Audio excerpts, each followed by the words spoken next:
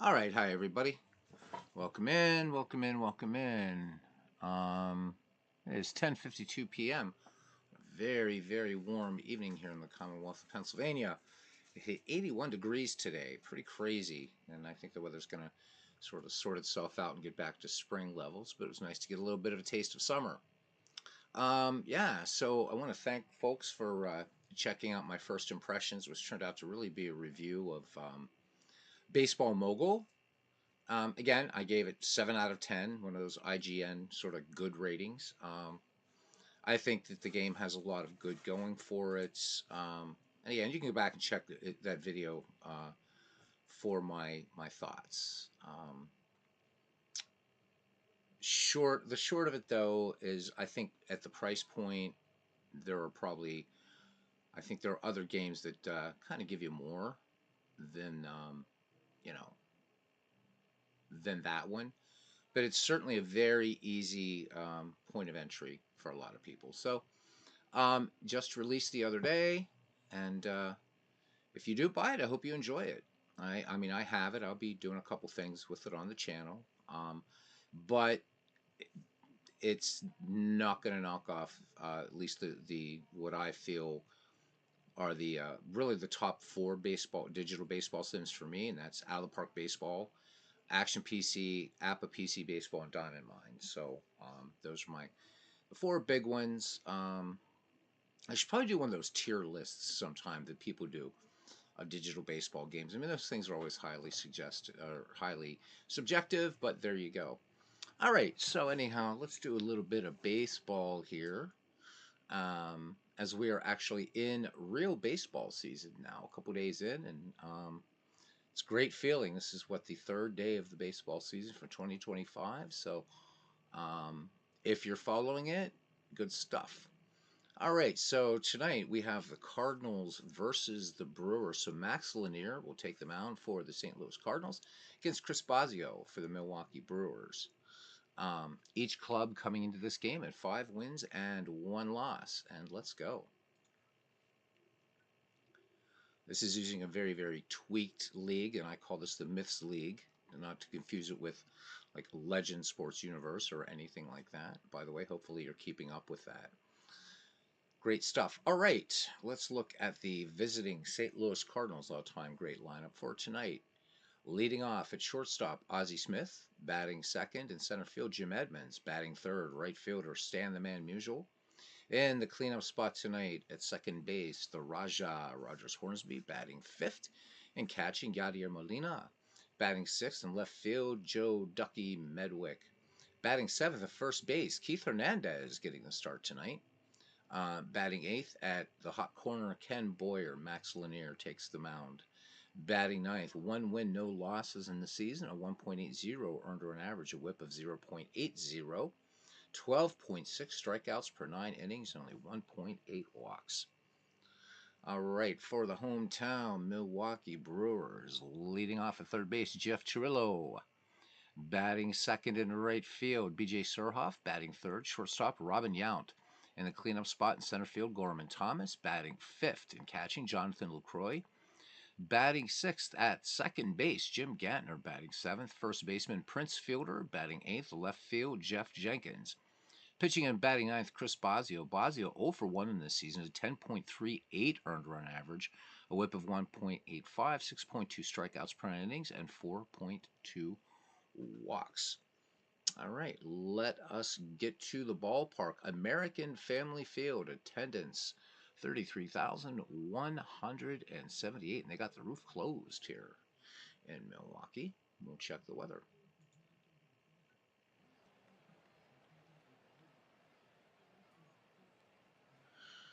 All right, let's have a quick look at what's saying out there. So we just got it's 41 degrees outside. So I guess if you have the roof, go ahead and close it. All right, starting defense for the Milwaukee Brewers in this Myths League. In left field, it's Jeff Jenkins. In center field, Gorman Thomas. And right, B.J. Surhoff. From first to third, around the horn, Prince Fielder at first, Jim Gantner at second, Robin Yount at short, and Jeff Chirillo, and I'm using the Italian pronunciation, at third. Catching, Jonathan Lucroy and Chris Bosio on the hill for the Milwaukee Brewers. Leading off here for the St. Louis Cardinals is Ozzie Smith. So Ozzie off to a 227 start with 3 runs batted in. And let's get going here as we pair around American Family Field in Milwaukee, Wisconsin. Cheeseheads unite. I guess that counts for the Brewers as well. All right, the 0-1 pitch on the way to Ozzie Smith. And Ozzie Smith wraps one into right field to start it off. So ground ball base hit to the right side. And the speedy Ozzie Smith is aboard. All right, here is Jim Edmonds. Jim Edmonds playing some fine center field here for these Cardinals. Edmonds off to a 3-4 start with 3 home runs and 6 runs batted in.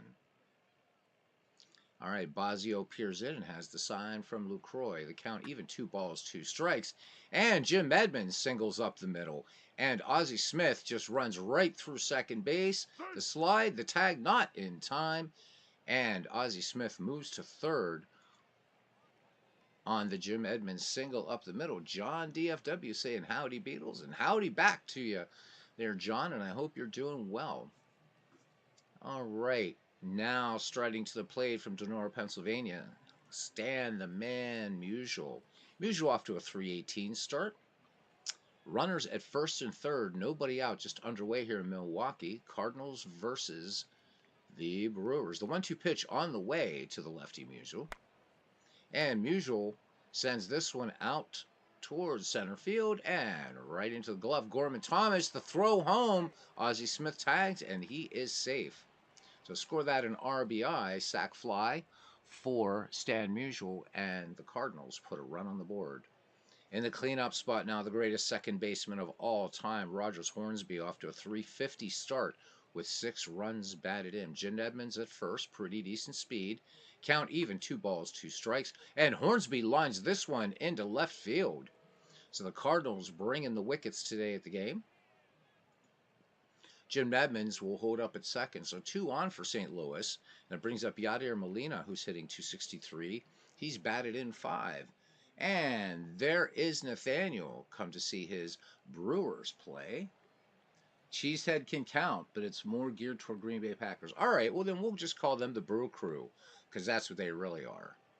All right. And here is Molina. All right, Bosio with 2 Cardinals on, 1 down, 1 in, top of the first. Here's the pitch. And this one skied out to right field and way out of the park.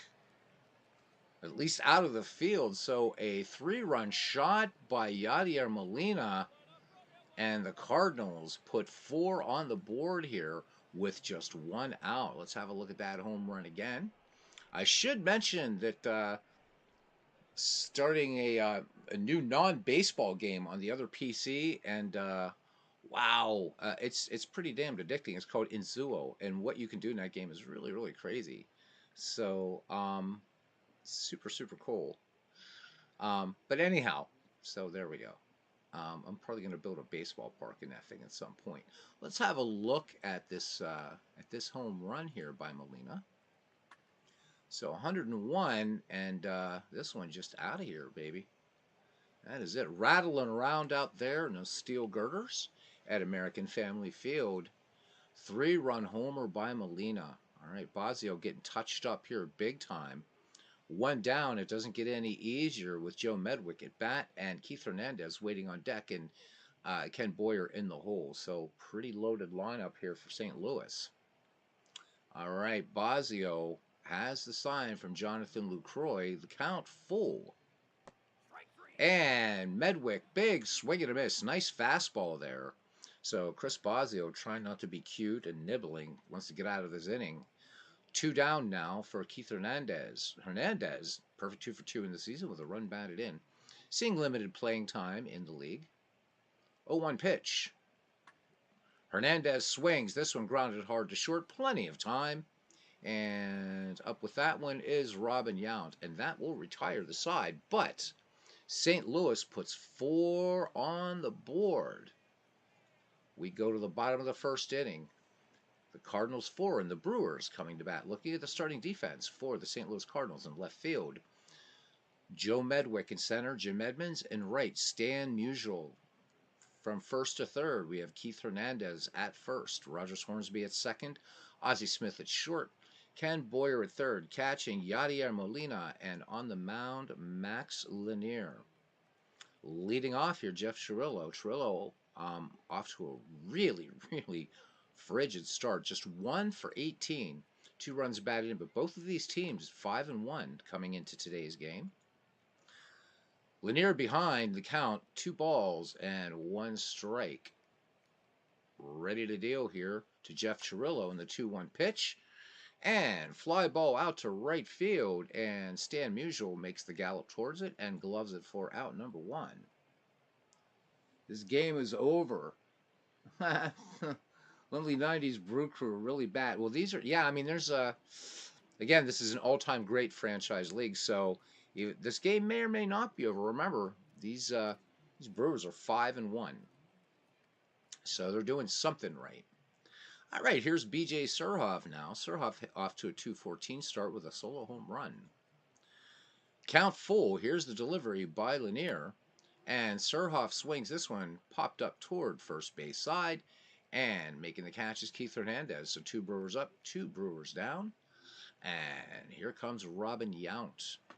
Yount hitting 250 clip right now. 3 runs batted in for him. The righty stands in. Lanier, the lefty, has the sign from Molina. The 2-1 pitch on the way to Robin Yount. And Yount swings this one, a sinking liner into left. This will get down for a base hit. So the Brewers at least putting a number on the board in the second part of the line score there. All right, here's Gorman Thomas now. Cleanup hitter with a solo home run, hitting just 111. 2-2 pitch on the way to Thomas. Swing and a miss. Strike 3. Side retired. No runs, 1 hit, no errors, and a man left. We go to the top of the second inning, and it's the Cardinals 4, the Brewers nothing. So you're very sarcastic. Yeah, I've never count these Brewers out. All right, Ken Boyer, Max Lanier, and back to the top of the order, and Ozzie Smith. 2-2 pitch on the way to Boyer, and Boyer swings, popped up, and a very shallow infield, and ranging out and picking it up is Jonathan Lucroy, and he will glove it for out number 1. All right, here's Max Lanier, has an RBI in the season, 1 for 2. Lanier 1-0 in the season. And Max Lanier liner right to first, and Prince Fielder will glove it for out number 2. So we'll see if Bosio can settle down after getting touched up for 4 in the top of the first. Here's back to the top of the order. Ozzie Smith, who's 1 for 1. The 1-2 delivery on the way. And the Wizard of Oz pops this one high, high, high in the infield. And behind the mound is Robin Yount. So the Cardinals go quietly. We go to the bottom of the second inning. St. Louis 4 and Milwaukee nothing. It'll be Jonathan Lucroy, Jim Gantner, and Prince Fielder do up the 5, 6, 7 hitters. So thanks, folks, for joining us for a little Saturday night baseball, even though it's the real baseball season. All right, Lucroy off to a 2 for 23 start. Does have an RBI, but so far below the Mendoza line, he has to look up to see it. All right, here is the delivery. Lucroy swinging on the first pitch. And this will be a base hit right up the middle. So second hit for the Milwaukee Brewers in this game. So Lucroy with decent speed on first. And here comes Jim Gantner. Gantner hitting .333. He's got a home run in this season, 4 for 12. Tessier Ashpool joining us. Says, Beatles, thanks for streaming, man. Perfect ending to the night with a slight buzz. Awesome. With the Gators going to the Final Four and the Stros taking the series from the Mets. Good stuff. Well, you've had a great day, my friend. And glad to end it on a good note for you, my friend. So enjoy. And yeah, so congrats to the Gators. And for your Astros, taking it from the Mets. Love it, love it, love it. All right. Wish I could say good things about my Pittsburgh Pirates, but alas, we're blowing close games, man, and that's never a good sign. Although the past 2 seasons, the Pirates have gotten off to a really hot start in April, maybe, or, first days of the season. Maybe this time we pick up when it matters. So we'll see. We'll see. Just happy that baseball is back. All right. Here we go. Lefty-lefty matchup. Jonathan Lucroy on at first. Jim Gantner at the dish. 4 for 12 in the season with a home run. Here's the wind and the pitch. Gantner swings, and this one out to center field. Not enough distance, though, as Jim Edmonds trots back on it and pulls it down. Getting back to first is Jonathan Lucroy as Prince Fielder steps in there now. Fielder off to just a 1 for 3 start.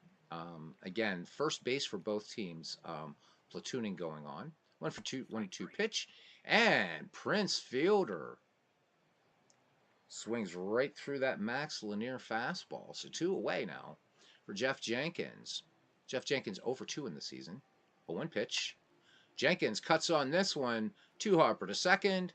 Easy play there for Rogers Hornsby for the 4-3 putout. No runs, a hit, no errors, and a man left. We go to the top of the 3rd inning. The Cardinals lead the Brewers 4-0 here in this Myths League action, which are like franchise all-time greats. All right, Jim Edmonds, Stan Musial, and Rogers Hornsby due up for the St. Louis Cardinals. Edmonds 1 for 1 on the day. 2-2 pitch on the way.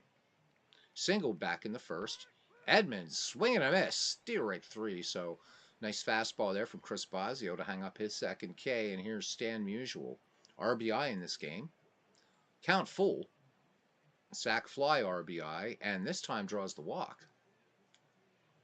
So Musial contributing with a good eye and a good bat today. Musial aboard now for dangerous Rogers Hornsby. 1 for 1. 1-2 pitch on the way. Here's the wind. And cut on. This could be a 2-ball. 4 to 6 to 3. Pitcher's best friend. The inning-ending double play. So Bosio seems to be getting in the groove now. No runs, no hits. A walk, and nobody left on thanks to the double play. We go to the bottom of the 3rd inning. The Cardinals lead the Brewers 4-0. Chris Bosio, and then back at the top of the order, Jeff Cirillo and B.J. Surhoff. So Bosio is 1 for 2 in the season. All right, Lanier with 2 strikeouts, ready to deal. The count even, 2 balls, 2 strikes. Bosio looks at a called strike 3. This one painting the inside corner. Doesn't even protest. Max Lanier picks up strikeout number 3. Back at the top of the order now for Jeff Cirillo, who is 0 for 1. And here is the pitch. First pitch swinging, routine ground ball to short, and gobbled up by the Wizard of Oz, and fires on to Keith Hernandez. So 2 up, 2 down now for B.J. Surhoff. 0 for 1 for B.J. Popped out to first last time, and this time a grounder pass short into center field. So 3rd base hit for the Milwaukee Brewers in the contest. 2 away for Robin Yount now. Yount 1 for 1. 0-2 pitch. Oh, Robin Yount tried to hold up, but nothing doing, baby. Another fastball there. So no runs, 1 hit, no errors, and a runner left on. We head to the top of the 4th. No change in the score here. It's 4-0 St. Louis. Yadier Molina, who had the big bomb there, 3-run shot back in the first. And Ducky Joe Medwick and Keith Hernandez do up the 5, 6, 7 slots in this St. Louis Cardinals batting order.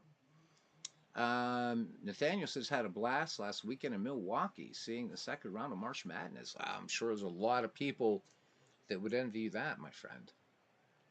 All right, Bosio to deal. Here's the 2-2 pitch. And Molina swings. This one popped out towards second base. And Jim Gantner will make the play on that. So 1 down now as Ducky Medwick steps in. He is 0 for 1. 3-2 pitch. And Nathaniel, I got something set up for you there as Ducky Medwick looks at a called strike 3. You'd mentioned about the 1934 World Series. I have it set up and ready to go in here. So just to let you know, because you said it was a week or so ago, you said you'd love to see a 1934 World Series. So it's set up. So you were lucky to get 2 tickets. Yeah, I can imagine. I mean, one of the biggest. I mean, they don't. I mean, it's just crazy. Even as I'm not a basketball fan, but boy, I know about the March Madness and the craziness there. So good on you, man. Good on you. All right, 2 away, and here's Keith Hernandez now. He's 0 for 1. Count 2 balls, 1 strike. Hernandez cuts on this one. Slow roller out to short. This will be close at first. And Yount gets him. So nothing across for the Cardinals.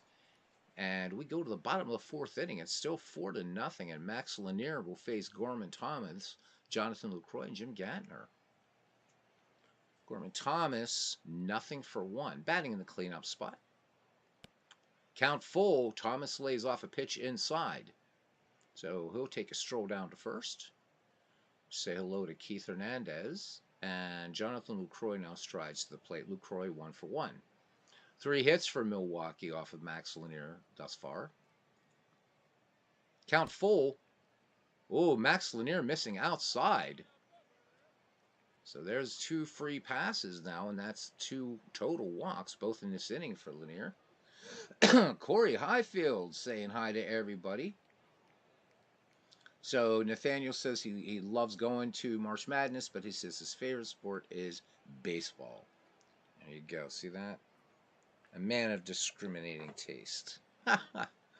All right. I mean, I think I'd go to March Madness to see the cheerleaders, man. Definitely. But there you go. So good luck to those teams who have made it, man. That's a tough tournament. It really is. I recognize that. That's for sure. All right. So Gantner, 0-for-1. The 1-0 delivery on the way. Lanier now finds the strike zone, but it's a single up the middle, and it looks like Milwaukee's going to put its first run on the board. The throw home, the slide, and the tag not in time. Gorman Thomas comes in to score. Credit Jim Gantner with an RBI single, and Milwaukee now tacks a run on there. It's 4-1. Nobody out, 2 on for the Brew Crew, and here's Prince Fielder, who is 0-for-1. Count full. And Fielder slugs this one out into the alley and right, and this is going to get down for a base hit. And we're going to call that an RBI for Prince Fielder and an RBI double. Or RBI single, I'm sorry, moves to second on the play. And here come the Brew Crew. They've just cut this St. Louis lead in half. It's 4-2. Cousin Ken Castro joining us. He says, hello, cousin, and chat. There we go. I would. I mean, Nathaniel, cheerleading, that's certainly those cheerleaders. Wow. Okay. I'd peek at the game every once in a while. Certainly I would. All right, here's Jeff Jenkins. All right, he is 0-for-1. The Brewers mounting a serious threat here now. 2 in scoring position, nobody out, and 2 in. All right, Max Lanier in a bit of trouble here from the stretch, and the 2-0 pitch to Jenkins. Jenkins swings, and he's going to get his money's worth out of this ball. Gapper off the wall in right center field, and the Milwaukee Brewers have tied this game, and I'm sure Advocate 8, Nate Nathaniel, is a happy man. 4-4 is your score now in the bottom of the 4th inning. Runner in scoring position, still nobody out, and Max Lanier getting rocked out there on the bump. All right, Molina sets the target. Here's Chris Bosio. Bosio 0-for-1. Count full. Bosio swings right through that fastball. Strike 3. So Lanier reaching back and throwing some gas for his 5th strikeout. Back at the top of the order now for Jeff Chirillo. Ken Castro says he heard cheerleading, so he jumped in. Why am I not surprised? Why am I not surprised? We've played an 1800s dead ball era game for Ken. Easy enough to set one up. There's Jamie. He says 4 scored the Gettysburg. There you go. Exactly. Welcome in, Jamie. Good to see you. Tessie Ashwell said, yeah. But an Astros fan because of Craig Biggio. Always got sad when we lose to the Braves. Yeah, with that trio of Maddox, Glavine, and Smoltz. Yeah, man, that was a tough rotation. Probably one of the best all time in baseball. Baseball's always been a big part of your life. That's good to know, man. That is good to know. But yeah, that Braves, what is it, man? We call them filthy. They were filthy. Oh my God. And you throw Steve Avery into the mix as well, and those Braves were disgusting, man. All right, so now with a runner in scoring position, and Milwaukee having tied this game, now looking to break the tie here. Trillo nothing for two. Lanier peers over his shoulder at Jeff Jenkins, looks home, has a sign from Yadier Molina, the 0-2 pitch.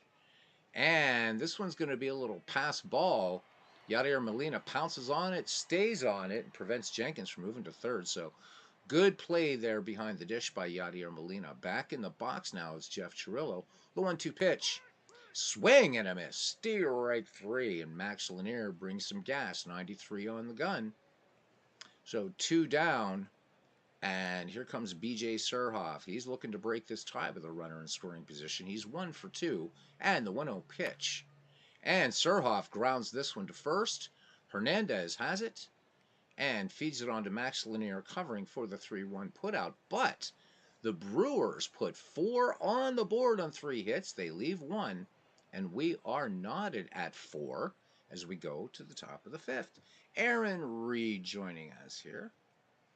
John says, yes, we were. Ken Castro says, always up for an 1800s matchup. Well, maybe we'll just pick 2 teams and play 2 teams. Some 19th century teams there, cousin.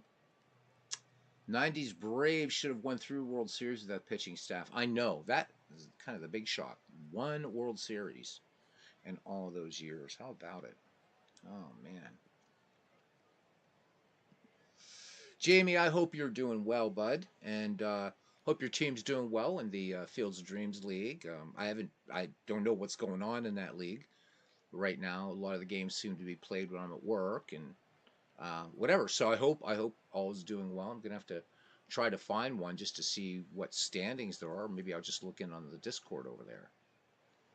So guys, don't forget SGG Jamie, the Sports Gaming Journal. It's excellent stuff, guys. So do check it out. Tez and Ken, if you hang out, we can do something in the 19th century. It's been a while looking at all these modern ballparks here. All right, Ken Boyer leads things off here for the Cardinals, followed by Max Lanier, and then back at the top of the order, and Ozzie Smith. Ken Boyer, nothing for 1. 3-0 the count on Boyer, and Boyer takes 4 straight pitches.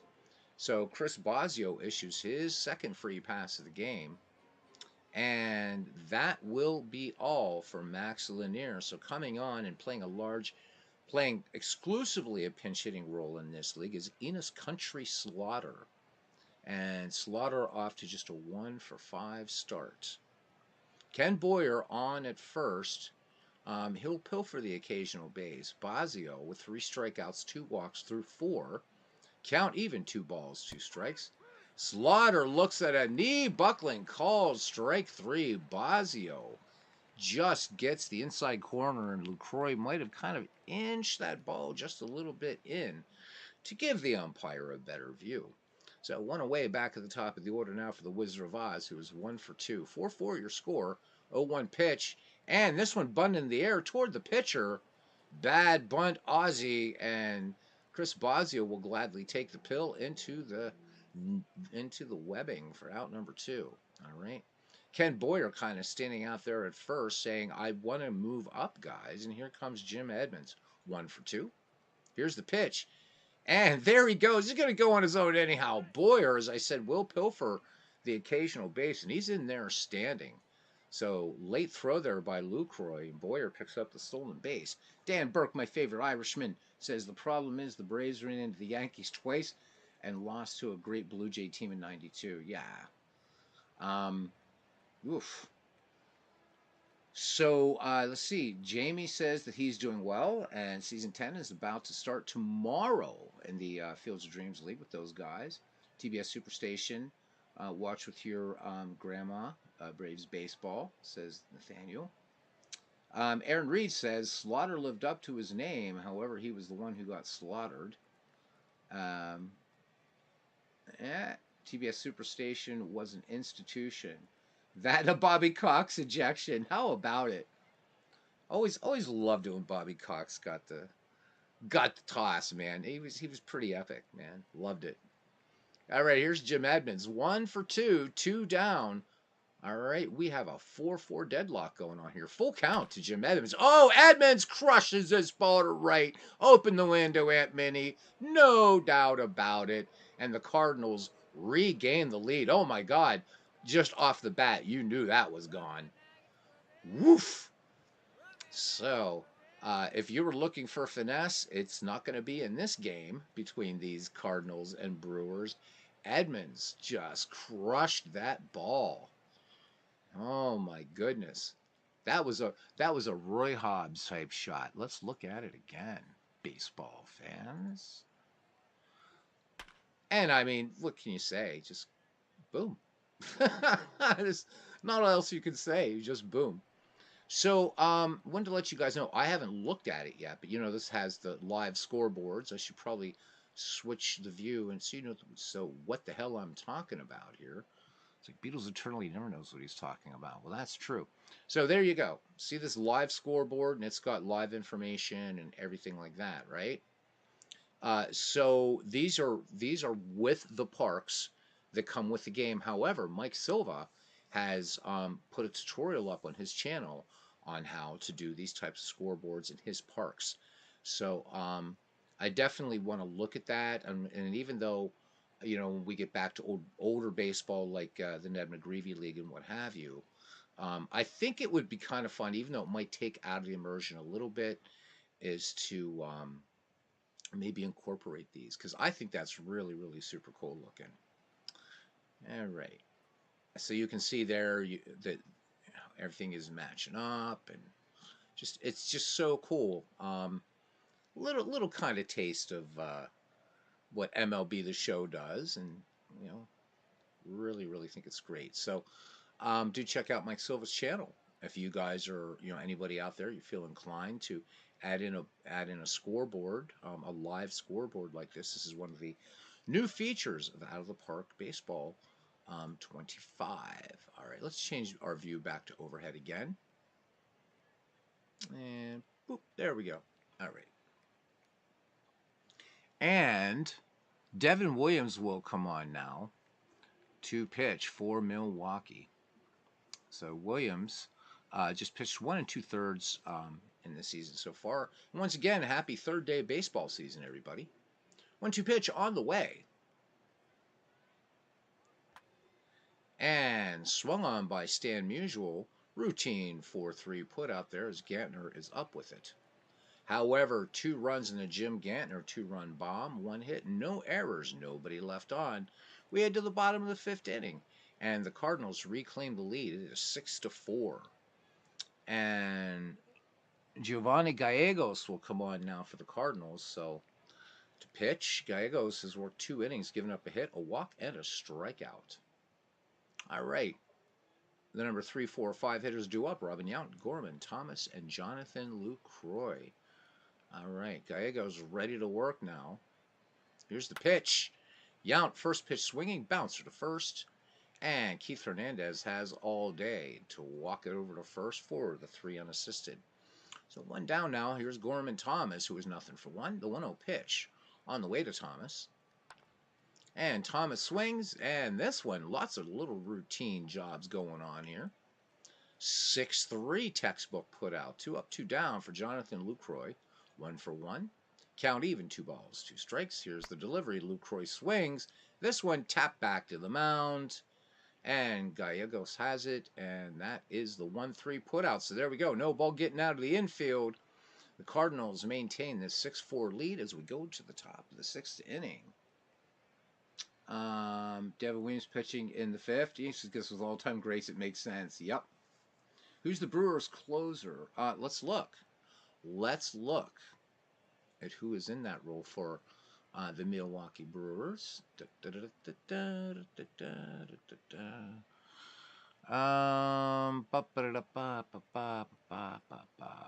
Looking. Jeffress is the closer on this team. Also, Josh Hader works setup and close, but the special closer is Jeremy Jeffress. All right. Now, again, I can tweak any of these rosters that you guys want, if you want. So, George Scott getting the day off today. There's a lot of platooning going on with these Brewers, and indeed with the Cardinals, although a little less with the Cardinals. All right, here's Hornsby. Here's a guy you're not going to platoon this guy for anybody. 1-for-2 for the Raja. 2-2 pitch. Hornsby swings, ground ball to third, and gobbling that bad boy up over there is Jeff Chirillo, and he fires across the diamond to get Rogers Hornsby for out number 1. Here's Yadier Molina now. Molina, the big bat in this game for the Cardinals, he and Jim Edmonds. So 1-for-2, a 3-run homer for Yadi. Count full on Molina. Here's the pitch. Ooh, this one just missing down low, ball 4. Williams wanted the call. Molina with decent speed on at first, and here's Ducky Medwick, favorite of Detroit Tigers fans in 1934. Tongue firmly in cheek on that one. This one, fly ball out to center field, ranging over to his left, pulling it down is Gorman Thomas, calling off B.J. Surhoff. So 2 away now for Keith Hernandez, showing a 0-for-2 thus far. Count even, 2-2, and Hernandez sends us out to shallow left, and lighting a fire, camping under it is Jenkins making the catch. So 1 walk in the inning and a runner left. We head to the bottom of the 6th. And the Cardinals leading this one 6-4 here in a little bit of Saturday night baseball in the 3rd full day of the 2025 real baseball season. So I expect folks are all rooting for your teams, even if we're all a little bit upset with what baseball is becoming. We're still happy people because it's baseball season. All right, so Nathaniel says, okay, because Raleigh Fingers is the best in Brewers history. Josh Hader would always lose big game situation in the playoffs. I think Raleigh Fingers, I'm pretty sure, I think he's on the A's. We can look at their roster afterwards. If you put up a strong enough argument to trade or to move Raleigh over to Milwaukee, we certainly could do that. But I don't think he's here. Let me look. Oh, no, he's not. No. He's not over here. So I'm guessing he is with the A's. All right, back to it. And Jim Gantner will lead things off here. Gantner, Fielder, and Jenkins due up for the Brewer crew here in the bottom of the 6th inning, American Family Field. 6-4 your score. St. Louis Cardinals put up 4 in the 1st, 2 in the 5th, and Milwaukee with 4 in the 4th. That's your scoring thus far. 11 hits for these teams, 6 for the Brewers, 5 for the Cardinals, and no errors in this game. Clean game, as they would say in the dead ball era thus far. Lefty Jim Gantner in there against Giovanni Gallegos. And as a person who's half Italian, it's funny to see a Y at the end of Giovanni. That should be an I, but that's the way his parents decided to do that. So there you go. What are you going to say? Here's the 1-0 pitch. And Gantner swings. And this one, a little dribbler up the first base line. It's going to be close. They're not going to get him. They are not going to get him. Jim Gantner picks up the infield hit. Potential tying run comes to the plate now in the personage of Prince Fielder, who's 1-for-2. He has a RBI in this game. So, the reason why these teams are 5-1 coming into today's game, they're playing tough all the way. Full count now on Prince Fielder. And the lefty swings, tags this one out to right field, and at the wall, leaps. And what a catch out there by Stan Musial. Robin taking away the home run. So we always got to give some love when they flash the leather as well. Prince Fielder just missing one. So going back on this one, Musial leaps and grabs. Yeah, the Boo Birds around here in Milwaukee. All right, so 1 down, and here comes Jeff Jenkins now, and good day for him. He's 1-for-2 with 2 runs batted in. 1-2 pitch on the way, and whoops, not this time. So a big swing and just a lot of nitrogen and oxygen and noble gases kind of swirling around the park. That was a big swing and a miss. Strike 3. All right, so Gallegos picking up his first K, and Ryan Braun now to pinch hit. Braun on the season, off to a 10-for-19 start. 2 home runs, 10 runs batted in for him. So it makes sense. He had a better career with the A's, won 3 World Series with them. Yep. And again, I mean, considering these, the Brewers really a younger, right? It's a younger franchise compared to these Cardinals. Cardinals have been in baseball since before God invented hair. So, um, making a good showing here, Nathaniel. Your Brewers doing well. All right, back to game action. Jim Gantner on first, 2 down here in the bottom of the 6th inning. 6-4 your score. Giovanni Gallegos ready to deal now to Ryan Braun, who could do some serious damage here. Again, 2 home runs already in the young season. We're just in game 7. And Braun swings, and room service bounce to third. Boyer has it, and they get Gantner at second. So the Brewers strand one. We head to the top of the 7th inning. St. Louis leading Milwaukee 6-4. Be Ken Boyer. We'll see whether the Cardinals will allow Giovanni Gallegos to bat. And back at the top of the order, Ozzie Smith. All right. So Ken Boyer, nothing for one. 1-1 pitch. And Bob Wickman into pitch now for Milwaukee. And swung on, soft liner, and Prince Fielder puts up the glove, pulls it down, and says, "What's this? It's the baseball." All right, 1 away. And that will bring in Albert Pujols pinch hitting. Pujols off to a dreadful start. He is 2 for 22 with just 1 run batted in. All right, Wickman has the sign from Lucroy, toes the rubber end, the 1-2 pitch. And he plunks Albert Pujols. Just a little piece of him, so. But Pujols acting like he got drilled in the head with that wicked look he just gave to Bob Wickman. So the Cardinals are the runners on, and we're back at the top of the order now for Ozzie Smith. So we'll see who'll be coming in for St. Louis when we get to the bottom of the 7th. 1-1 pitch on the way, and here's the throw down, and Albert thought he was Hannes Wagner. So Jonathan Lucroy 1 for 6 in nailing would-be pilferers. So 2 outs. Strange move there by the Cardinals, sending Pujols. All right, Smith back in the box. Here's the 2-1 pitch. And Ozzie Smith rolls this one to his opposite number. Short, close play at first, but Robin Yount gets him. So St. Louis still leads 6-4. 7th-inning stretch time, guys. We'll be right back.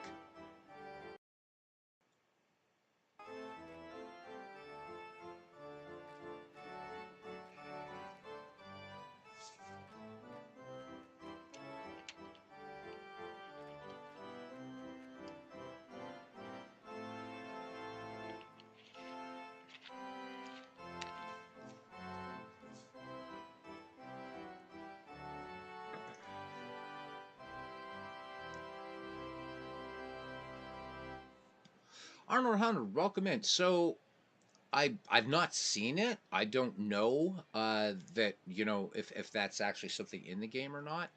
I don't think so. It'd be fun if it was. I think it'd be great.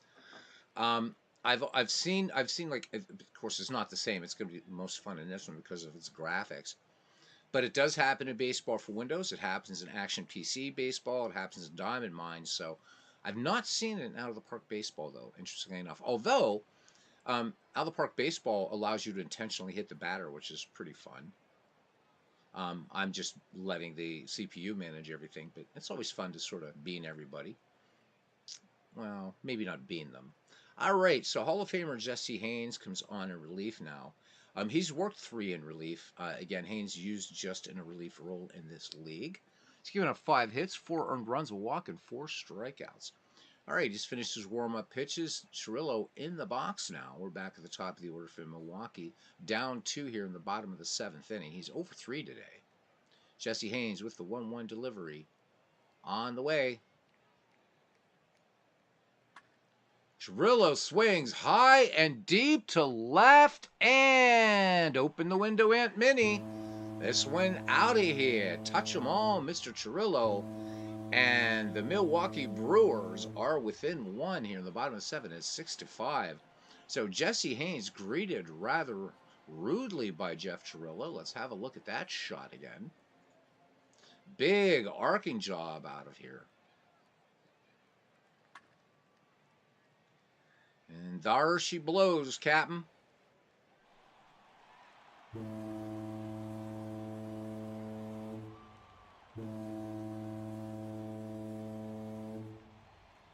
As Nathaniel says, yes.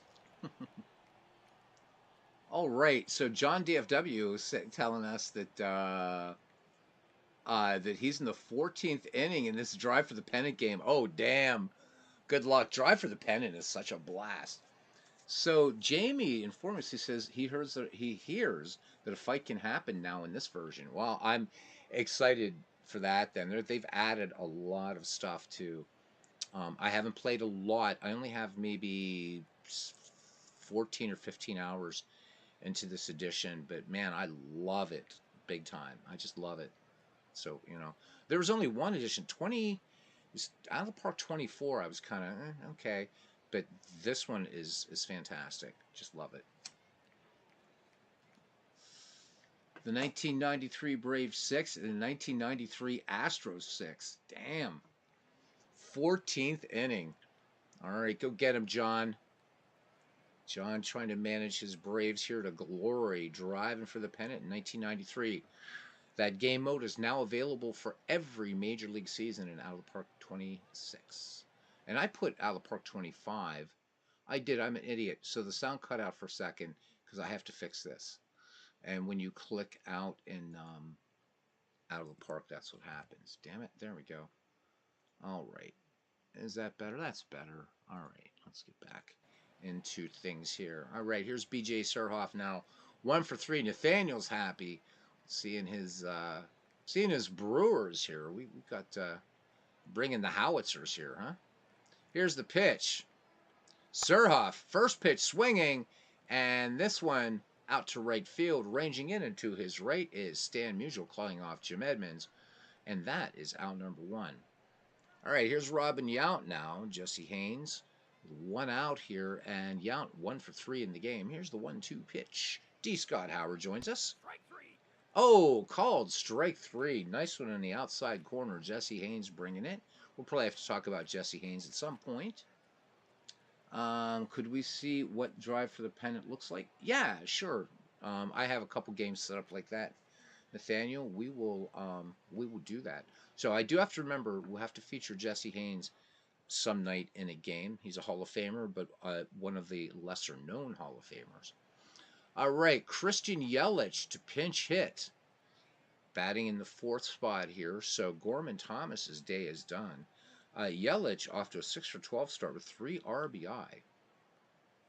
2 out, and the 0-2 pitch from Jesse Haynes. Yelich swings, and easy ground ball up the first base line. Keith Hernandez will gobble it up and take it first. So 1 run on 1 hit, no errors. Jeff Chirillo came in and homered off of Jesse Haynes. And the Brewers trail the Cardinals 6-5. We go to the top of the 8th inning, and we will see Jim Edmonds, who has had a great day, followed by Stan Musial and Rogers Hornsby. So Edmonds is 2 for 3, but a home run, 2 runs batted in. Bob Wickman stays in relief for the Milwaukee Brewers. Lucroy sets the target. Wickman with the 1-2. Jim Edmonds, big cut and a miss. So beautiful slider there by Bob Wickman to pick up his first K of the game. And here's Mr. Musial. Sac fly, RBI in this game way back in the 1st inning. 0 for 2 on Stan the Man. And Musial gets hit. So Bob Wickman let that one get away from a little cut fastball there. Clips Mr. Musial. Runner on for Rogers Hornsby, 1 for 3. So Hornsby has yet to homer in this league. 2-2 pitch. And Hornsby grounds this one to third. And 5-4. That's all they're going to get. Fielder's choice. So Hornsby at first, and here comes Yadier Molina. Molina 1 for 2. And that 3-run homer. 2-0 pitch on the way. Molina swings. Grounder to short. This should end it, and indeed it does.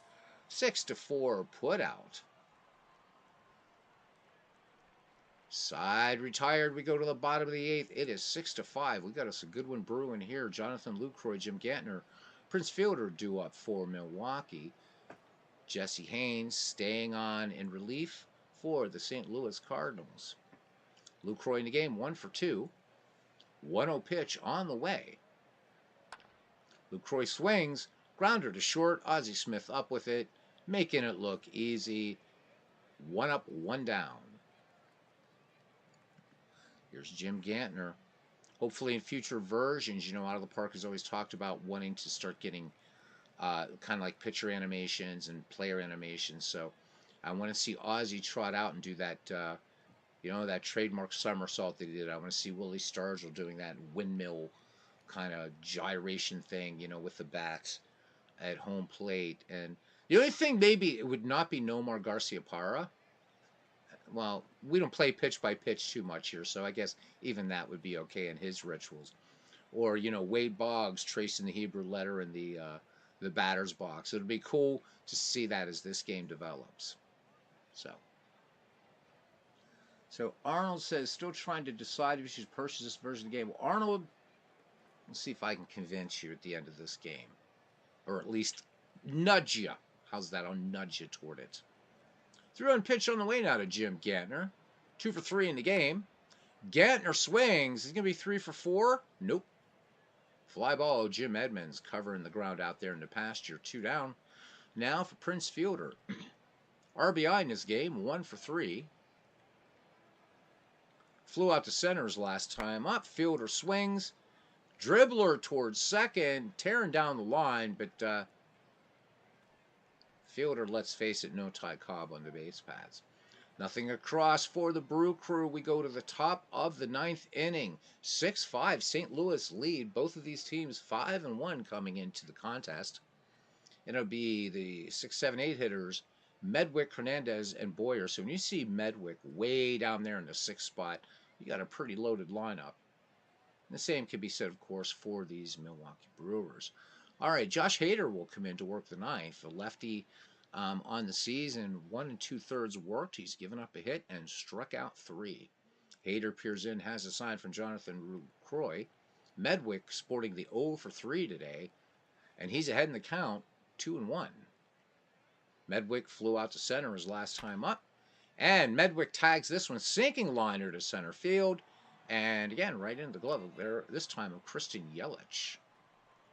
All right, 1 up, 1 down now for Keith Hernandez. He is also sitting on an 0 for 3.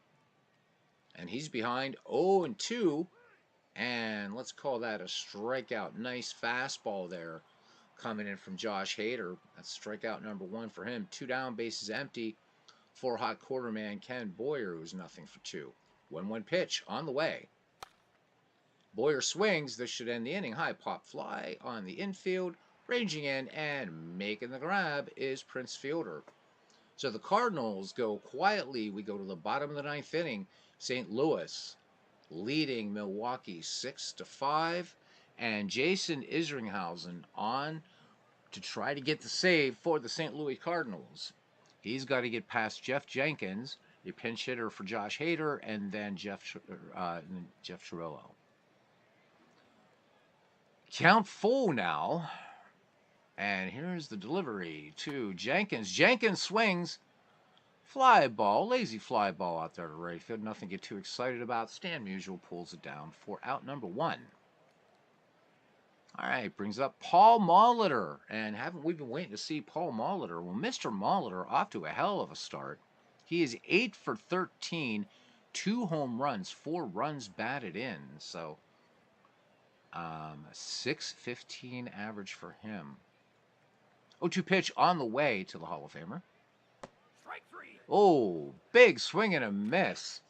Isringhausen coming with a cut fastball there. So 2 away, and it's up to Cecil Cooper now. Cooper has 5 RBI in the season. He's off to a 10 for 23 start. Lefty dig in against Jason Isringhausen, looking for the save. And here is the 0-1 pitch to Cooper. Swung on, and this should be it. Fly ball out into center field, and that is it. Jim Edmonds makes the catch. And that's the ball game. Let's look at our recap, and then we'll show a couple things here before we jump into maybe something weird. All right, powered by Jim Edmonds, the St. Louis Cardinals down the Milwaukee Brewers 6-5. Edmonds went 2 for 4 with a home run, while scoring 2 times and driving in 2 for the Cardinals. St. Louis reliever Giovanni Gallegos picked up the win, upping his record to 1-0. Chris Bosio was saddled with the loss. Picking up the save was Jason Isringhausen. That'll be his 4th of the season. St. Louis grabbed the momentum in the top of the 5th when Jim Edmonds hit a 2-run homer off Chris Bosio. His 4th home run of the season put the Cardinals out in front 6-4. So the Cardinals at 6-1 on the season, and the Brewers nothing to be ashamed of at 5-2. So the line score for the Cardinals: 6 runs, 5 hits, no errors. For the Milwaukee Brewers: 5 runs, 8 hits, and no errors. Your player of the game is Jim Edmonds. No damn triples in this game. So we're not going to worry about too much pitching recap or anything like that. Let's go ahead and jump out. All right. Oh, no worries, Nathaniel. It's a lot of fun. You'll be seeing the Brewers again on here, along with just about everybody else here. So let's go back to our start screen and show Arnold a couple cool things. And also Nathaniel wanted to take a look at what Drive for the Pennant is like. So we'll start with that. All right, so here we go. I'm going to load one that's already here. I have a couple of these. 2015 Pirates. This is a Drive for the Pennant game. So let's load it. And we'll talk about it. See how John's being real quiet there, man. John is being real quiet. He's still in that 14th inning game. So what Drive for the Pennant is something super cool. This is very focused. You're largely playing as the GM of your club, but you're thrown into field managing situations at key points in games, random game, and some of the things that it throws at you. And so Arnold, also letting you know about this. It's pretty challenging. So it's fun.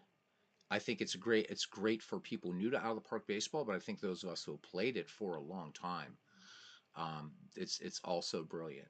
So you're just trying to take your team. So my goal with these Pirates is to actually get them to the World Series. So some of the things that we can do here. Let's go to our team home screen, and let's actually look at our player list. And let's look at, we're going to take just Jeff Locke. Let's look at Jeff Locke. So what runs really nicely in tandem, I think, with Drive for the Pennant, and indeed even just a regular game of out of the park baseball, is player development. So this has been completely overhauled now, the player development lab.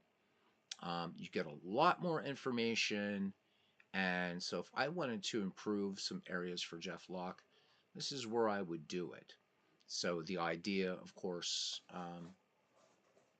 what's cool about this is that you, like midway through the player's work, concentrating on, let's say for Jeff Locke, we wanted to have him work a bit on his, his control. Maybe I want to, I've got to sacrifice something for him.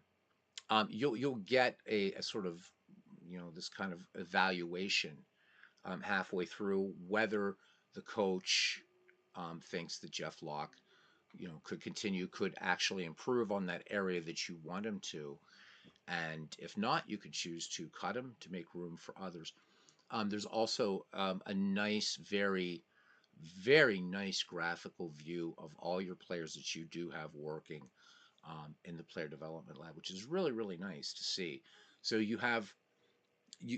Drive for the Pennant is a great, it's a kind of great mix of all these game modes.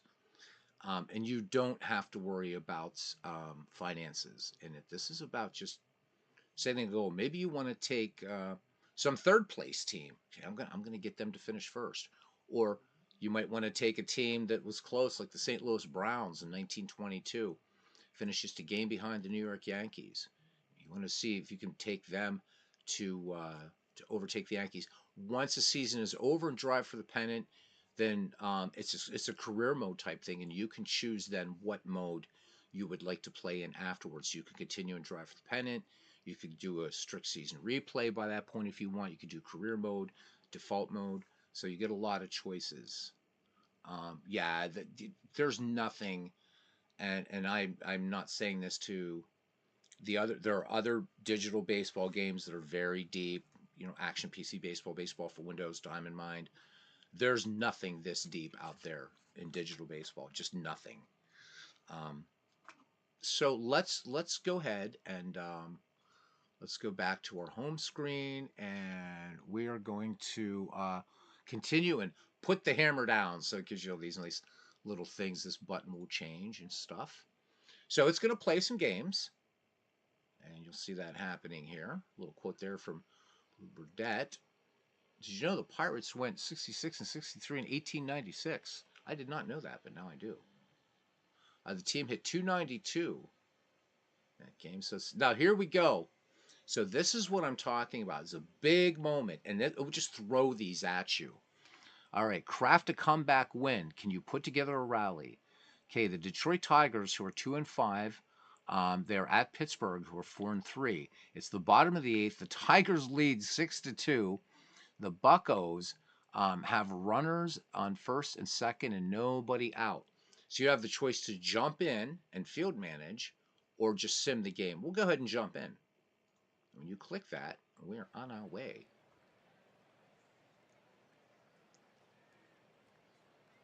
So here we are at PNC Park. So I got 2-1, and I've got Young Ho Kang, and he's got some power. Let's see. So he's 0 for 3 in the game, and Kutch is on deck. Bottom of the eighth, and we are down 6-2. My speed here, obviously, Chris Stewart is not that speed. Oh, if only Starling Marte were on at second, I would go for steal of third. Nobody out. Ooh, this is going to be a tough one. Hey, there's Todd B. Says, a nice feature. Replay Baseball has that as well. Cool. Very cool. All right. You know what? Ugh. This is just got to be this has just got to be a swing away. All right, here we go. Here's the pitch, and Kong swings, and I think he's grounded into a double play. No, he didn't. Fielder's choice. So runner moves up, 1 down. All right, so Young Ho Kang at first, Chris Stewart at third, and here's Andrew McCutchen, who is nothing for 3. Kong just not enough speed. Kutch with good contact, but if I would try to hit and run, I feel like I'm taking the bat out of Kutch's hands. I'm going to swing away on this one. Randy Wolf pitching, by the way, for the Detroit Tigers of 2015. Here's the 1-2 pitch. Swung on, get down, baby. Base hit. Here we go. All right. So McCutchen drives in Chris Stewart, and the Pirates now pick up a run. It's 6-3. Trying to stage a little rally action here as Pedro Alvarez steps to the plate. Alvarez 1 for 3 today. Home run and 7 RBI thus far in this season. This has a lot. Oh my God, yeah, this has a lot better features. Yeah, it's just crazy. All right, let me see here. So Randy Wolf, I don't want to take a pitch against him. Not gonna double steal. I don't want to try to steal against Alex Avila. Young Ho Kang just doesn't have enough speed. But I want to stay out of the damn double play. Ah, man. And you're not gonna bunt with Pedro Alvarez. Let's go for the big hit here. 0-1 pitch on the way. Alvarez swings, and that wasn't the big hit I was talking about. A little blooper out the third. So Castellanos makes the play. 2 down, and here is Neil Walker. 2 out, not a lot to do here. 1-2 pitch. Strike 3. Neil Walker looks at a called strike 3. So the Pirates get 2 runs, and we go to the top of the ninth. Okay, you now have an incomplete lineup. Well, we'll fix that, won't we? I don't know what I have missing here. Let's see. Yikes. Yikes, yikes, yikes. I need a pitcher. I need a pitcher. Oh man. Yikes. Well, this is definitely not Mark Melanson territory here. Hmm.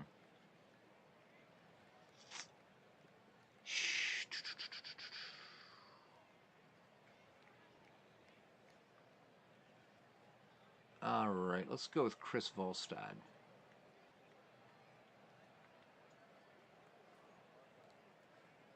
Yep.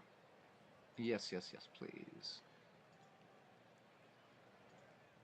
All right, here we go.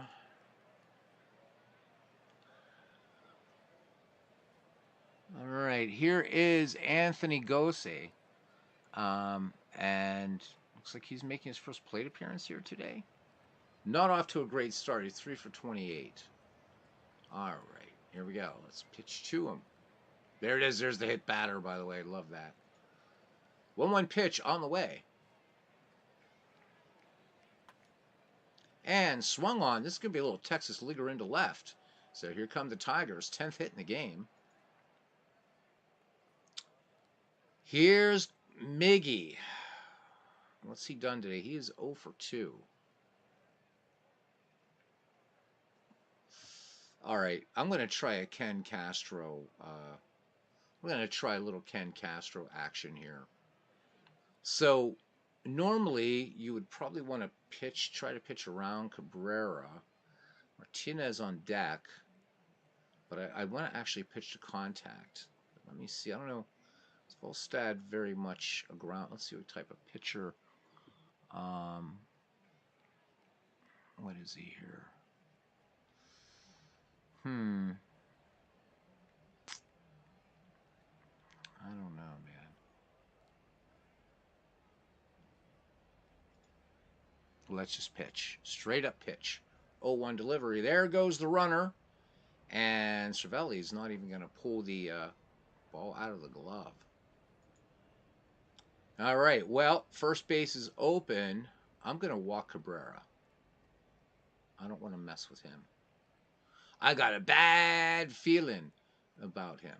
So, all right. Let's see what happens here.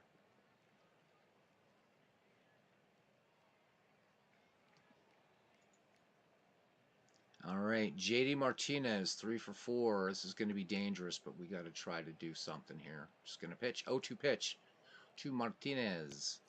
Swing and a miss. That's the way to do it. All right. Nice little fastball. 1 down now for Yoenis Cespedes.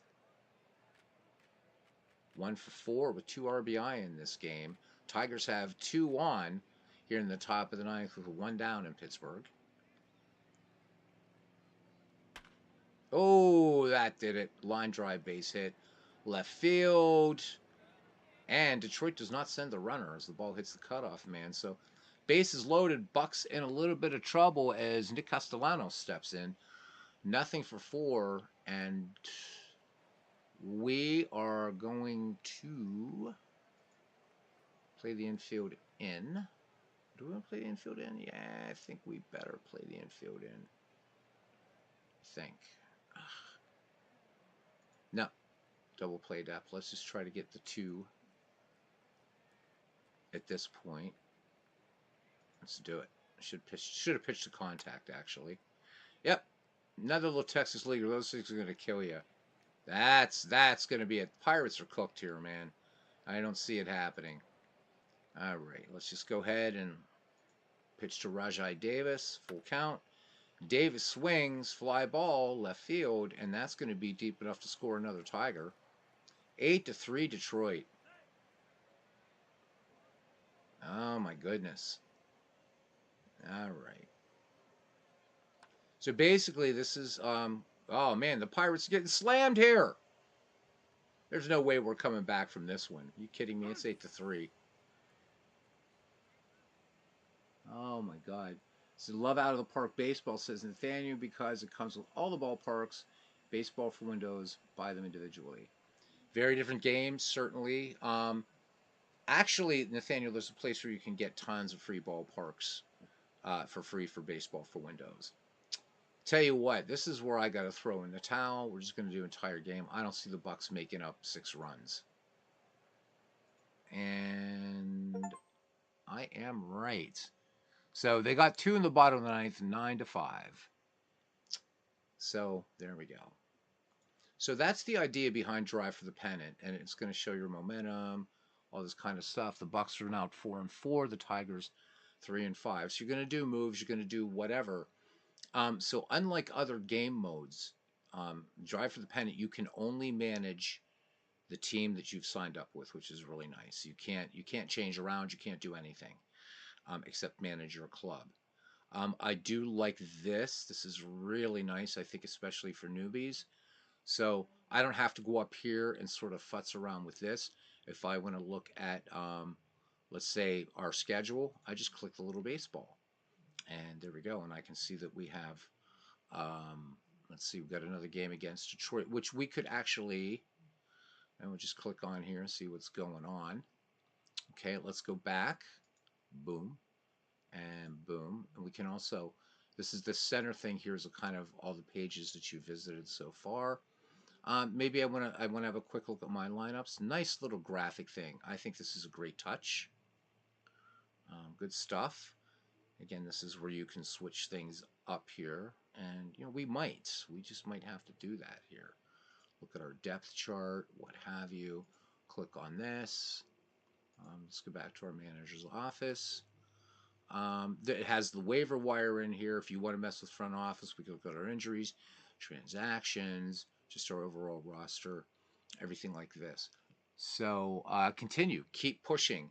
So just nice little bits and bobs. And there's live scoreboards now in this game that update, really cool, like on-field scoreboards. And again, as I mentioned, Mike Silva has a video up on how to do these. There's so many things that have been added to the game this year. A lot of other things refined. And speaking of Mike Silva, and there he is. Welcome in, Mike. How you doing? It's great to see you. Just letting everybody know, and I let them know earlier about your video on how to do these live ballparks in your ballparks. So pretty cool, man. Yeah, his stadiums are amazing, and we're going to be visiting one of those here in a minute. All right, so let's go ahead and get back to the start screen. So Drive for the Pennant's fun. It's really, really, really fun. I again, I was saying all last season when Drive for the Pennant was introduced in Out of the Park 25, it's like, okay, why don't they do this for every season of baseball? And I don't know how the message got to them, but here we are. Now, don't get confused though. If you click New Game, you'll see Drive for the Pennant, but this is not. This is for the current season right now. So if I clicked on this, we'd be right in the 25 season. So if you want to get to Drive for the Pennant, you've got to click New Historical Game, and I don't mess around with Challenge Mode. And it's just one of the game modes. There it is, Drive for the Pennant. So that's how you get into it. You pick your season, and you just go. Going back to 1871, if we wanted to play Drive for the Pennant, let's say in 1884 with those Providence Grays, we could do it. We could do it. All right, let's go back to our start screen. Thanks, so we're just testing out his new update to the uniform mod with Proletariat's historic sock mod incorporated. Nice. That will be super cool. All right. I am in no way qualified to make stadiums for that game. Which game we talk? Oh, MLB The Show. I wouldn't say that you're not qualified, Mike, but I think that Legends talks about like there's certain things in that ballpark creator you just can't do that you can, and what you're doing in Google SketchUp, which your ballparks are incredible. So Ken Castro, is cousin Ken still in here? That's what I want to know. Cousin Ken is still in here. Let's do an historical exhibition. Let's see what we can get here. Let's try to set up something.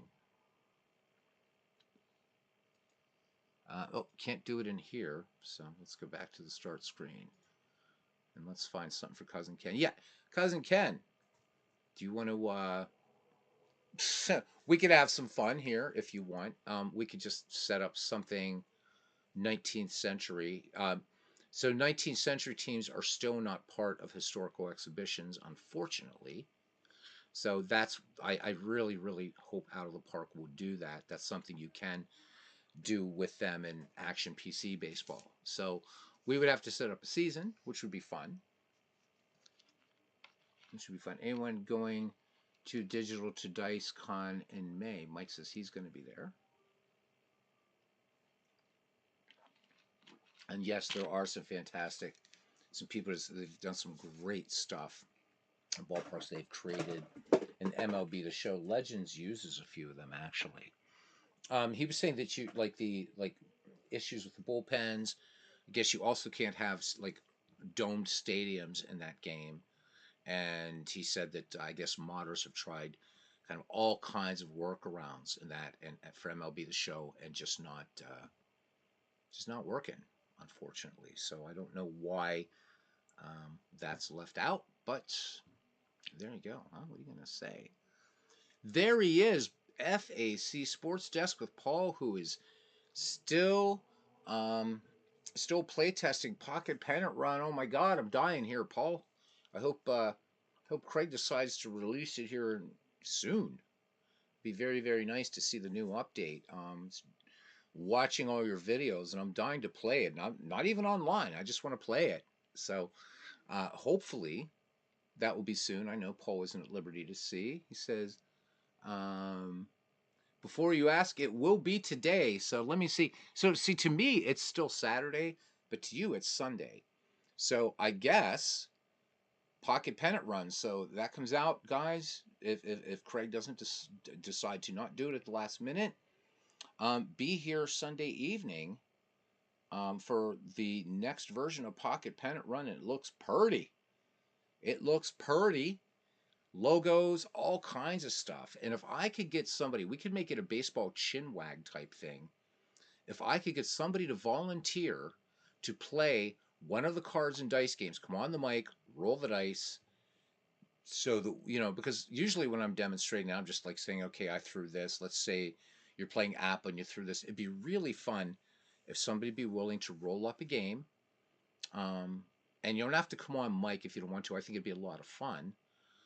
Just let me know your result, what that is, whether you're playing Strat, Apple, whatever, and show you that. Logos should be in this version, which they dress up the game like just so nicely.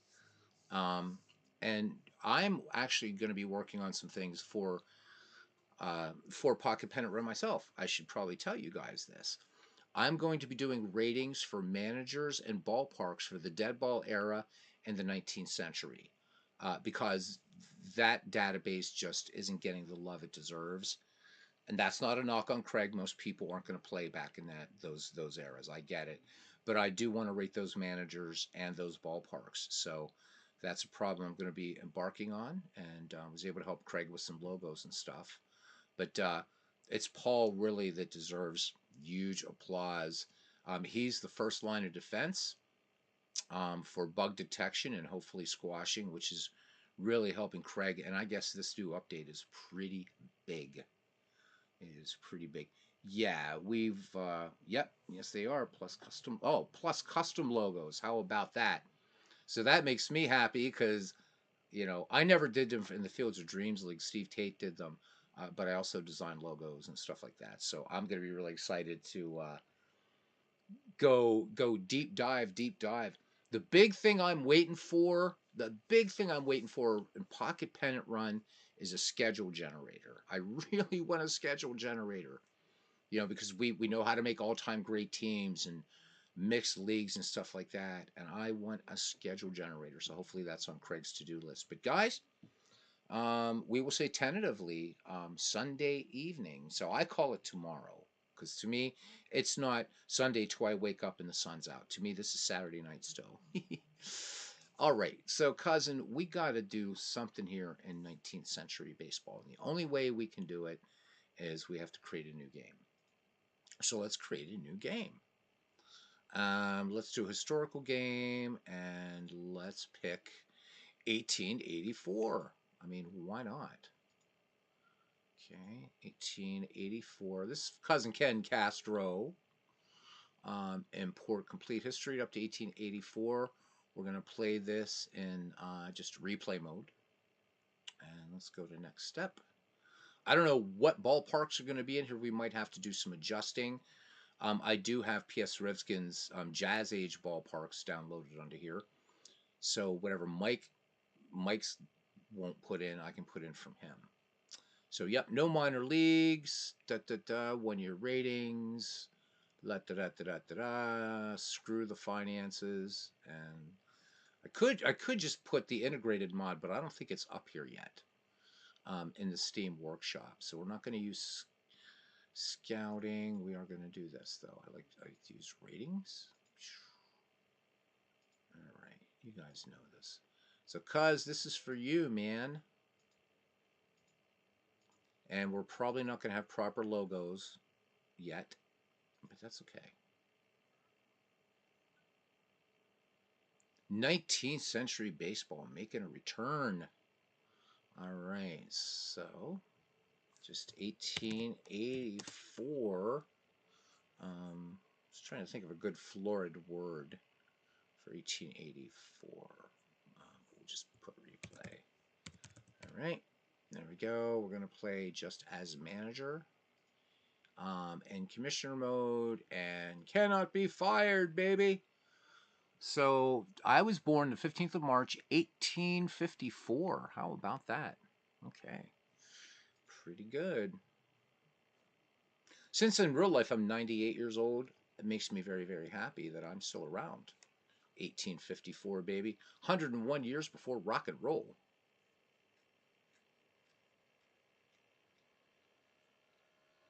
All right. So, here we are in 1884. Yeah, baby. And there they are, the Providence Grays. So that's who we're going to manage. We're going to have to look at ballparks here. I'm not going to worry about logos for this. But let's go to the Grays home screen and let's see what kind of ballpark is in here. Yeah. Boom, settings.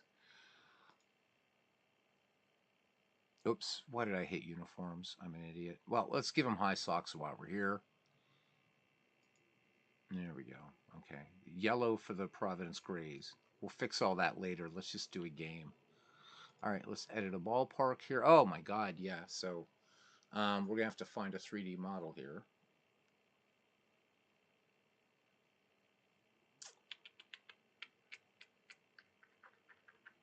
Let's load one. And then we got to find one. Messer Street grounds. I wonder if, what the hell? Okay, we definitely, whatever this is, it's not what we want. Oh my God, could you imagine? The Providence Grays playing in this? No, no, no, no, no, no. Oh, no, no, no. So the ballpark creator, you can also make random ballparks, guys. So no, we don't want this. Let's just load a 3D model. My God, and let's make sure I'm in Albuquerque 26. I am. Let's go to ballparks and models. Let's see if Messer Street, maybe that's one of them. If not, we're going to just pick something that will work. Da, da, da. I mean, since nobody really knows what it looked like, nope. All right, so, cousin, we're gonna have to just put them somewhere. We're gonna have to do that with everybody because I don't even know what some of these parks look like. What's Katy Park, Waco's in Waco? What's that look like? Let's bring it up. Let's see.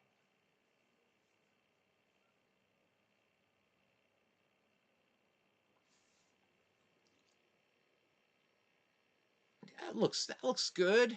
That looks good. So I believe this is from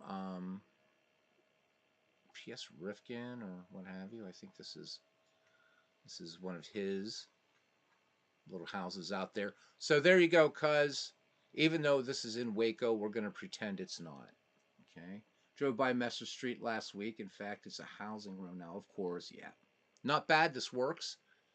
All right. We should probably set some camera angles here for this thing, and then we'll do an exhibition game at least for now. Let me see. Overview. I've got to get those other. Um, oh wow, that looks cool. I like the 19th century stuff down on the field. Looks kind of fun.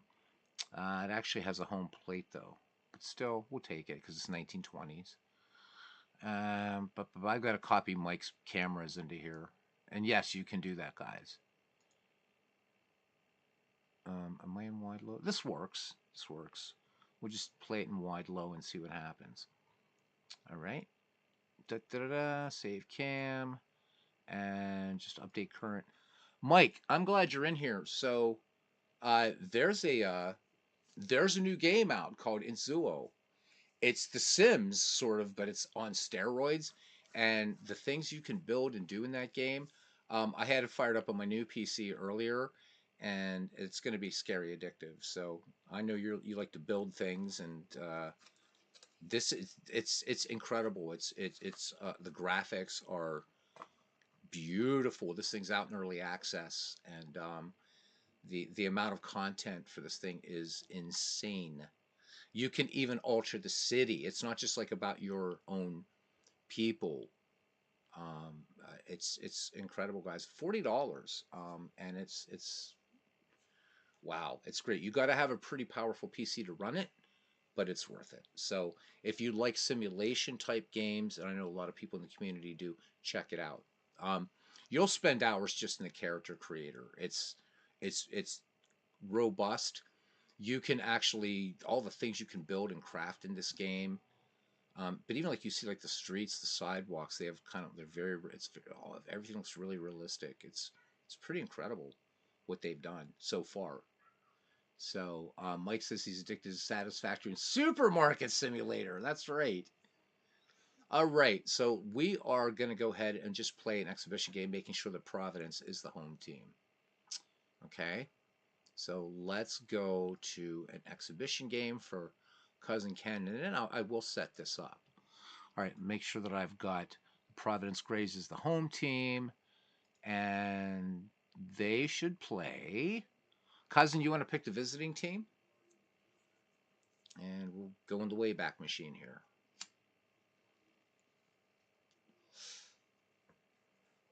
So Supermarket Simulator, I remember you playing that when it was like very, very early access when I used to stop by the Discord. Boy, I miss coming over there, man.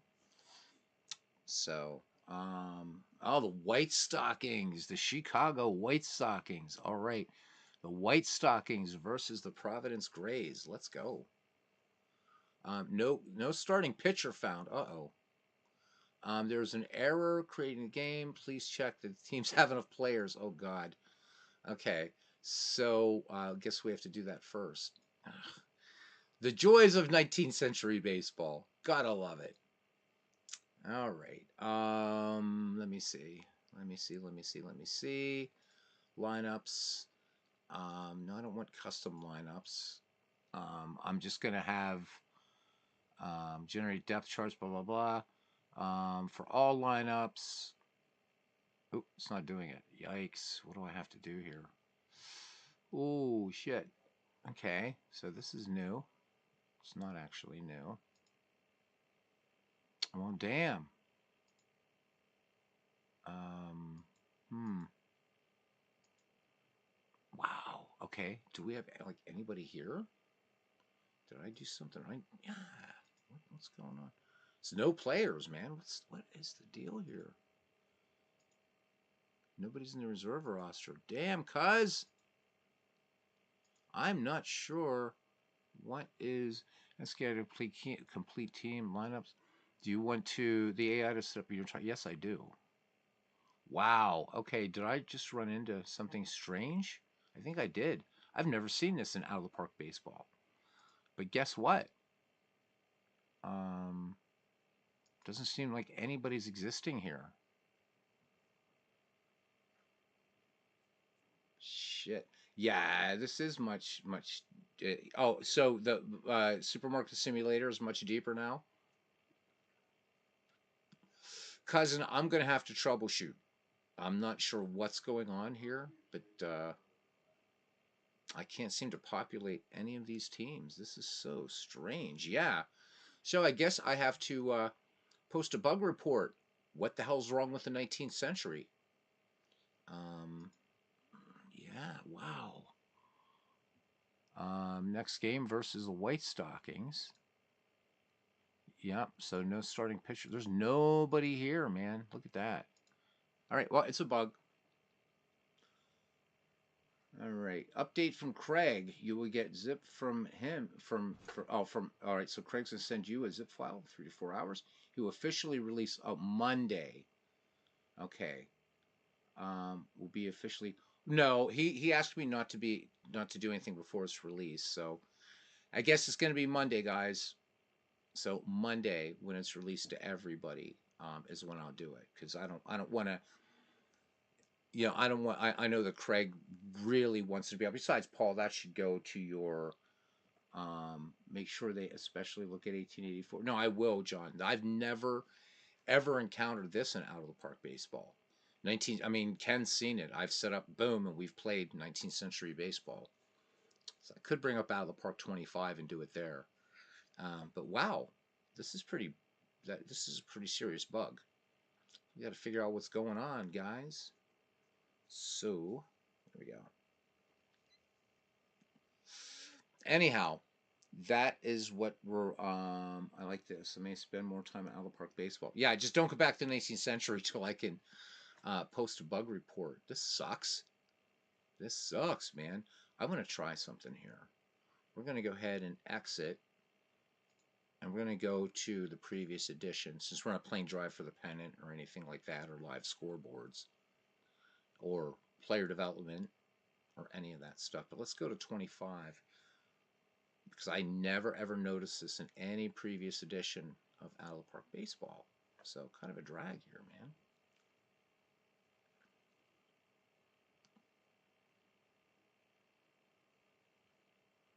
So let's see what we can see. And I don't know if I have those ballparks here, the Jazz Age ballparks, but I know I have a bunch of them. So new game. Wait, let me see if I have anything 19th century that's in here. Nope, I do not. I do not. Well, we have the integrated mod. Let's play with that. Let's do that. We know that one works, and it happens to be in the 1890s, so we'll go there. Hey, Legends, good evening. Yeah, I think it probably is John. Yeah, Paul, it's Out of the Park Baseball is a fantastic game. Fantastic game. It really, really is. All right, so cousin, if you don't mind, I guess we're gonna go forward here in the Wayback Machine, but at least we're still in the 1890s. So 1894, and let's just do an exhibition game and let's see who's fun here. How's that sound? So, how about we do? The Cleveland Spiders were pretty good in the mid 1890s. So let's play them against the Boston Bean Eaters. But first, I want to see what kind of park the Boston Bean Eaters have. Foist and foist and foist. It's important. I mean, they gotta have ballparks, right? You gotta have the right ballpark. Oh my God, it doesn't have a ballpark. You can see that already. If you see Citizens Bank Park, you know you've got to see. Yeah, you know you got to set stuff up. All right. So I don't know. I don't know if there's one for South End Grounds, but damn it, we're gonna find it. We're gonna find something that works. And I don't think I have South End Grounds. Yes, I do. Yeah, baby. I got South End Grounds. All right, there we go. Boom.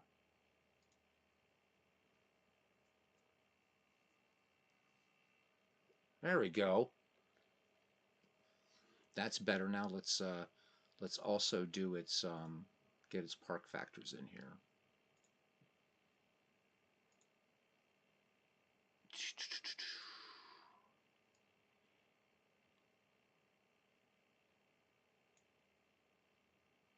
this is the one I want. And this and that. And do I want to keep the current park factors for this park? No. There we go. That's when you know you got it right. Oh, he's telling me to ask if your Sunday can be your. Yeah. Oh, sure. Okay. Oh, looks like now John's getting a. Okay, so will be Sunday. So Craig, how cool is that? Yes. So we would do a pre-release Sunday evening of Pocket Pennant Run Baseball. So tell your friends and neighbors, enemies, dogs, cats, hamsters, piranha fish to come and check out. This is a significant update. And if you've been following Paul and Craig's progress on this, I think you'll be really pleased. Cards and Dice guys, you're going to love it. Now, if I could just get a volunteer tomorrow evening, and we'll start early. I know for you. So Sundays are my Saturdays, but we'll start a little earlier in the evening, probably after RJL Network does his thing, and you guys will get to see the new Pocket Pennant Run. It looks great. Okay, so Zip will be coming from Paul this morning. All right. Yeah, you could spend. Yeah, so Legends Sports Universe. Legends used to be huge, played a lot of out of the park baseball, so he knows this game. And even had mentioned in chat last week at one of his games that he misses it, but so many hours in a day. And I mean, I get it. He is so invested and done so much work in the Franchise Stars Baseball League. But he knows this game very, very well. And for Legends, again, that's pretty high praise for this game. All right. Now I think we're okay. Let's go back to, I don't know why I'm at the Pirates home screen, but we'll have a Pirates, blah, blah, blah. Let's do an exhibition game, and we can do that. Okay, so we are going to play the Cleveland Spiders against the Boston Bean Eaters. And let's play.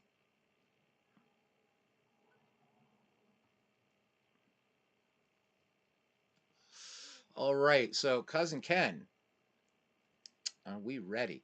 I don't know if Cousin Ken is up to doing some managing. I know he likes this Bean Eaters team. We can certainly let him manage, or we can just let it play out. We'll see. All right, so players that maybe a lot of us don't know, but deserve to be remembered as well. And we are actually, this is the second full season of what baseball historians, this is where we are in modern baseball now. Though expect to see a lot of errors and stuff. All right, so first for the Cleveland Spiders, leading off in left field is George Treadway, batting second at second base. John Montgomery Ward, there's a name if you're a baseball fan you should know. Batting third in center field, Billy Hamilton, and we got the right Billy Hamilton, sliding Billy. There we go. And it's the wrong Billy Hamilton picture. Son of a bitch. I gotta fix that. Oh my God. I haven't visited this in a while, so there you go. We'll fix it. I should have had this set up for a baseball chin wag tonight, I suppose. Let's go to Cleveland Spiders, and let's fix that. We got to fix Sliding Billy. We can't have the new Billy Hamilton. We need the old Billy Hamilton.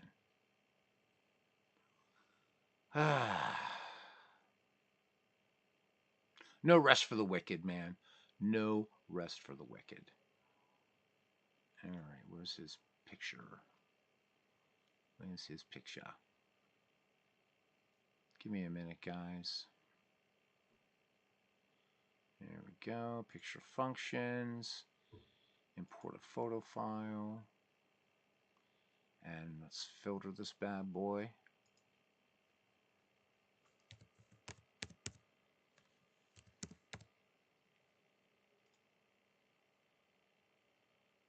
All right, it's this one, I think, is the one I want. There we go. Now we're better. Oh my God. All right, so we got Billy in there now. We're good. We are good to go. So can't have Cousin Ken getting all upset because we got the wrong Billy Hamilton picture in there. I won't have it. I will not have it. Because then the next thing we will have to put cheerleaders in here. All right. Oops. Cleveland Spiders.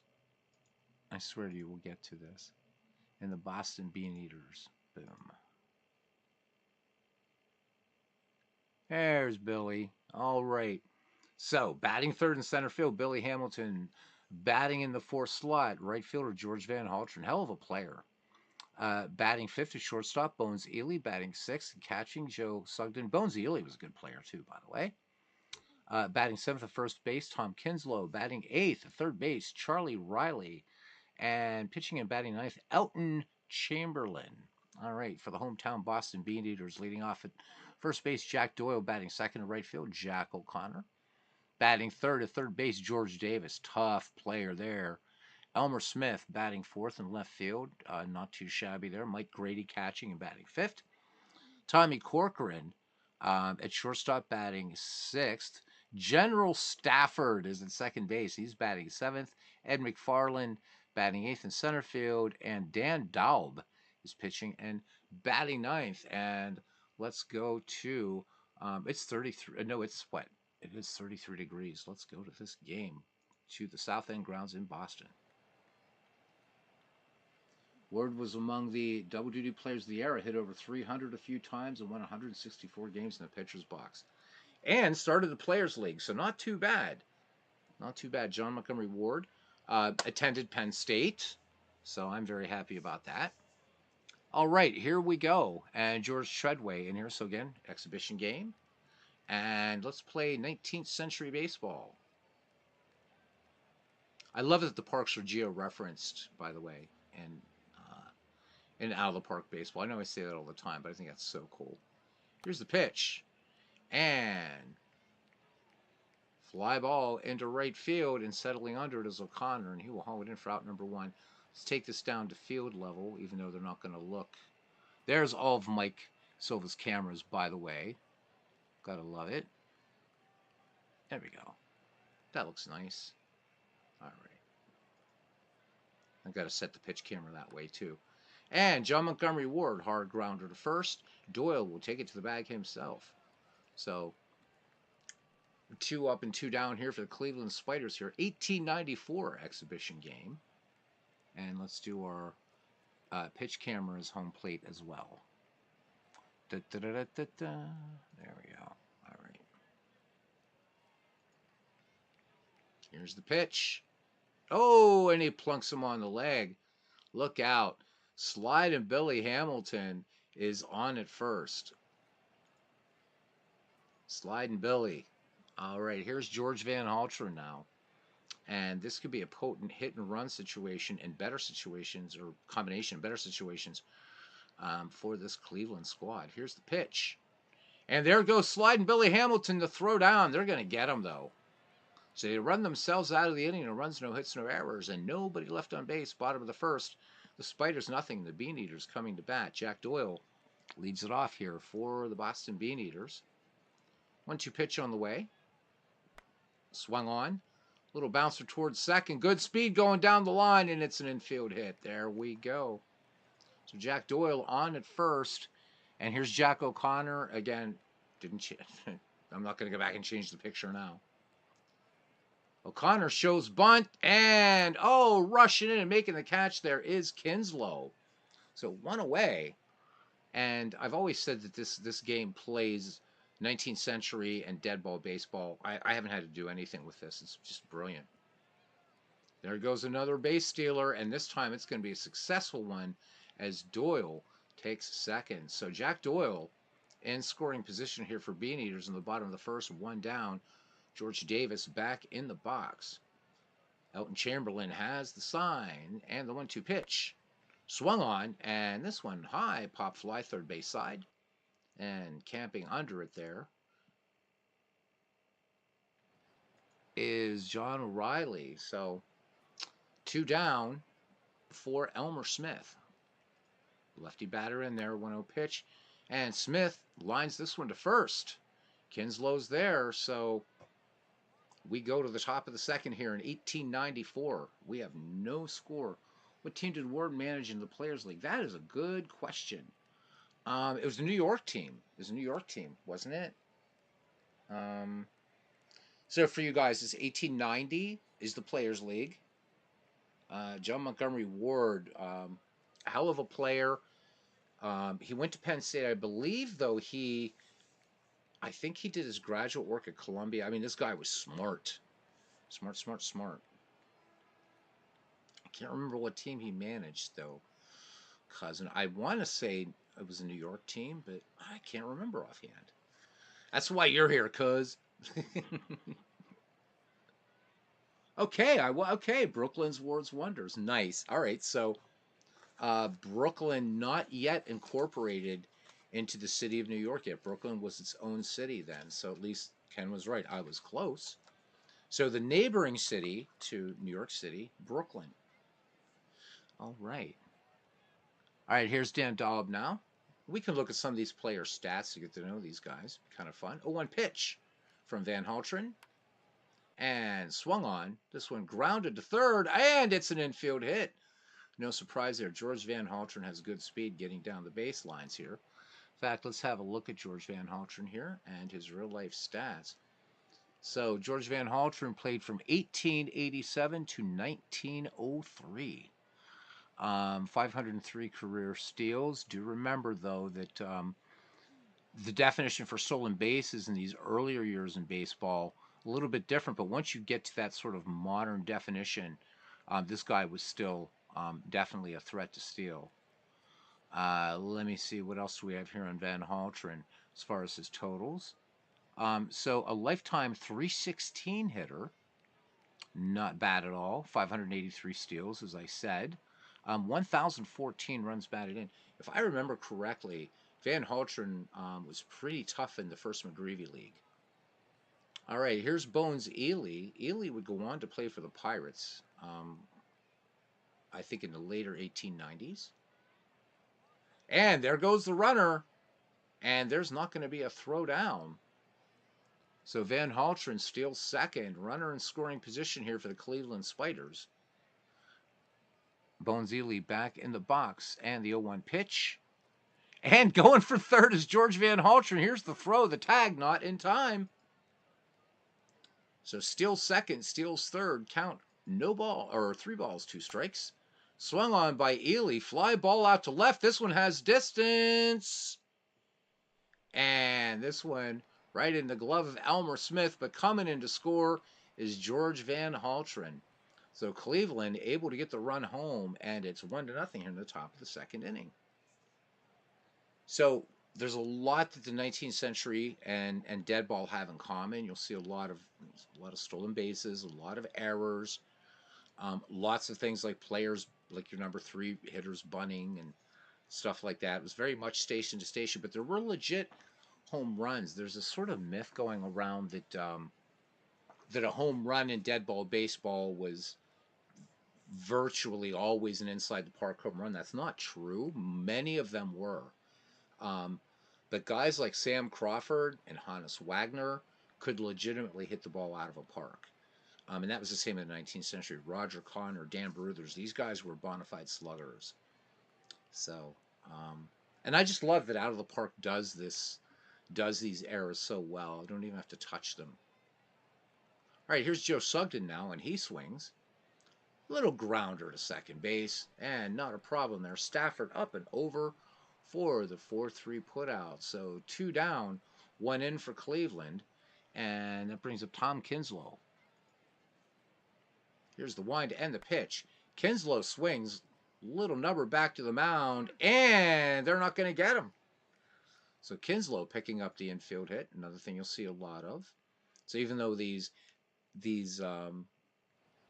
animations are showing these guys swinging away and everything like that, a lot of times they were just trying to tap the ball up into this little no man's land here between the foul line and home plate. And if we were playing back in the 1880s, this wouldn't be a home plate. It would be a diamond, an actual like a steel or iron diamond pounded into the ground. The catcher would be standing up, and actually further back, there wouldn't be a mound. It would be a pitcher's box, and it would be 45 feet away if we were actually back, say, playing in 1881, 1882. 1-2 pitch. to Charles Riley, and Riley is out of there, but the Spiders pick up a run thanks to George Van Haltren. We go to the bottom of the second. Cleveland 1 and Boston nothing.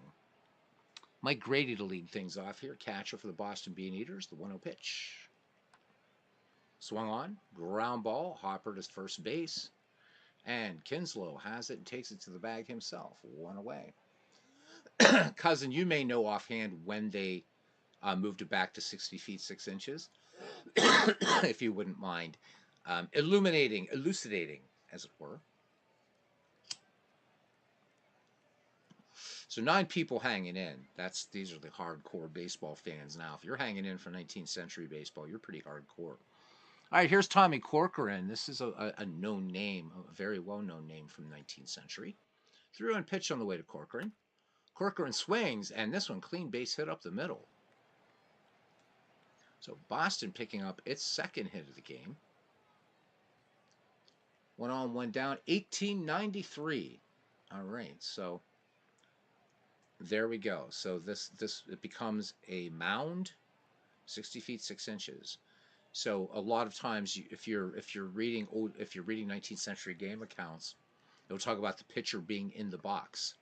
And for those, for modern baseball fans, we think of the box as home plate area, but they literally pitched from a box, and it was a flat plane across a diamond, and the diamond with the point of the diamond pointing the bottom of the diamond back toward the catcher, and the top of the diamond, the apex, if you will, pointing at the pitcher. 2-2 pitch. Stafford swings, and lazy fly ball out to shallow right, ranging in and making the catch is none other than George Van Haltren, the mad Dutchman that he is. All right, 2 away now, and here is Ed McFarland, the center fielder. Pitch out, throw down, and they gun down Tommy Corcoran. So no runs, 1 hit, no errors, nobody left on. Cleveland leads Boston 1-0 as we go to the top of inning number 3. Chamberlain was one of 3 brothers of the era who pitched ambidextrously. That means he could breathe underwater. That is cool. I can't even imagine. So 3 brothers. All 3 of them pitched. They were all 3 ambidextrous. That's amazing. Wasn't there somebody recently in the majors now that we lost 2 more? That was a ambidextrous pitcher. I'm trying to think of his name. Nickname was Icebox Chamberlain. So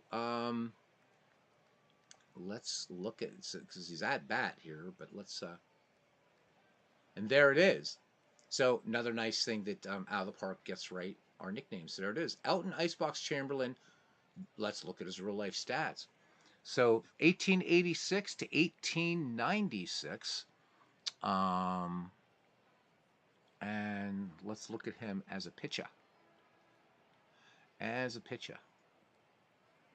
All right, so he finished his career. He was 159 wins, 120 losses, 1 save, a lifetime 3.57 earned run average for him, and an ERA plus lifetime of 105, and WAR, for those of you that care about it, of 34.8. We can look at his expanded pitching stats there to get all the really, really, really good stuff. So his strikeouts to walk ratio was 1-1. So I wonder. So yeah, it's just saying that he's a righty both ways, but that is cool that he was ambidextrous. I think it's fun. Oh no, 3 pitchers. One was Tony Mullane and Larry Corcoran. All right, yeah, because Tony Mullane. Boy, we talk about Cap Anson a lot. Tony Mullane was not nice to players of color either. Tony Mullane, of course, ladies' man, the whole thing, an excellent pitcher. But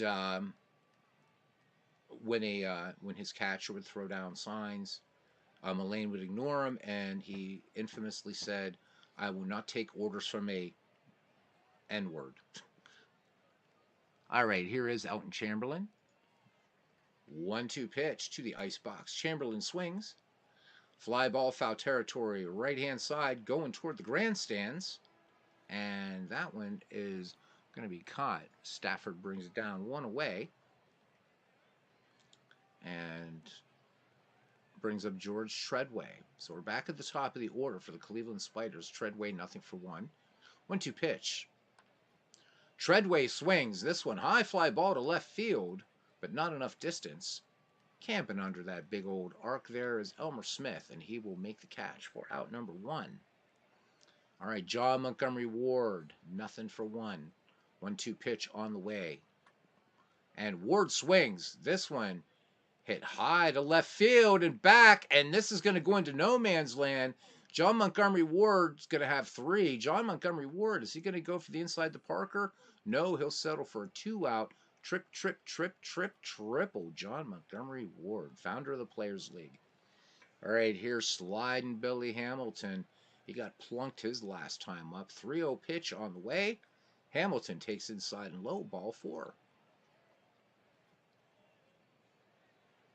Runners at first and third here in the top of the third. 2 down. Cleveland leading Boston 1-0.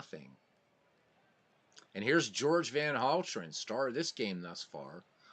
1 for 1 with a run scored and 2 stolen bases. 1-2 pitch on the way to Van Haltren. And he's going to stay off the base paths this time as Van Haltren swings at a curveball and misses. Spiders leave 2. We go to the bottom of the third inning. The Spiders 1 and the Beaneaters nothing. Thought Montgomery Ward was a magazine. So, Aaron, Montgomery Ward used to also be a department store. That's why it was a catalog. Yep. But John Montgomery Ward, did we look at him yet? We did not. Let's look at him, as he definitely deserves a look-see. So John Montgomery Ward, let us look at him. I just want basic batting stats here. Nice. He played from 1878 to 1894, and he is indeed from Bellefonte, Pennsylvania. He was a switch hitter. I did not know that until right now, cousin, that he was a switchy. His nickname, of course, Monty. Always knew that. Let's look at Ward's numbers here.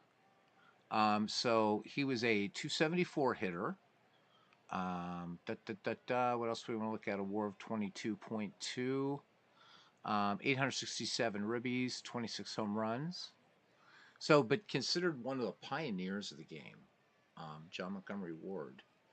And when you think about what it took to actually to start a players league in 1890 against because at that time, the American Association, while in its death throes, was still around. Took a lot of courage for John Montgomery Ward to do that. All right, here's Ed McFarland. 2-1 pitch on the way. And McFarland swings, and this one is going to be out to Ian Kinslow, Ian Kinslow. Geez, I'm sorry. I'm thinking of Ian Kinsler. Anyhow, Kinsler with the play.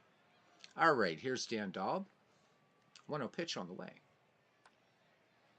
And this one, line to right, base hit. So the Beaneaters, with their third knock in the game, runner on and 1 away now for Jack Doyle. A 1 pitch. Doyle swings. High fly ball out to left center field. And sliding Billy Hamilton will make the catch. May have covered a lot of ground. It's a big outfield. All right, so 2 down.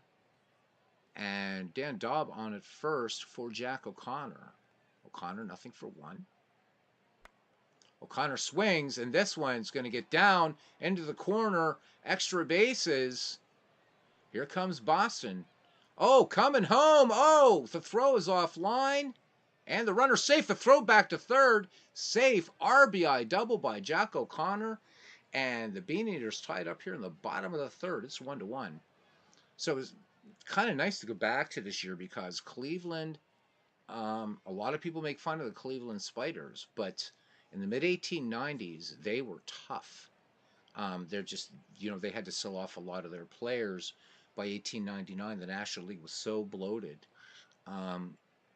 But if you look at the Cleveland Spiders in the mid-1890s, they were always in the thick of the race. Always in the thick of the race, along with the Boston Beaneaters and the Baltimore Orioles.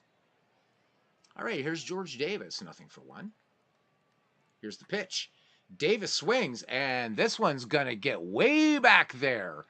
And the Boston Beaneaters have just taken the lead in this game, thanks to George Davis and that big old swing. So 2-1 now in favor of the Beaneaters. Cousin Ken, hope you're enjoying this game. And I hope those of you hanging in are enjoying as well. We're going to go ahead and set our initial view back to what are we doing here? Hang on a second here. I guess it's overview. Yeah, we're going to switch everything back to an overview camera. Nosebleed seats time, guys. Nosebleed seats. There we go. All right. You're welcome, cuz. I should have thought to switch to Action PC Baseball so we could see your Grays in action. I don't know what happened in that, but there will be a bug report. All right, here's Elmer Smith. He is nothing for one. George Davis, good speed on at second. Icebox Chamberlain lets it go. Here's the 1-1 pitch. Oh, this one pounded high and deep to left field. Oh, and it's going to drop short. And look at, here comes, so, wow. The Beaneaters are just coming back with a vengeance. Treadway back on it, can't get to the ball. Smith is in there safe, and it's an inside the park home run. So it's 4-1 in favor of the Beaneaters. Let's see what this we can see. We'll just do a replay, regular replay on this. Inside the park home run. Love it.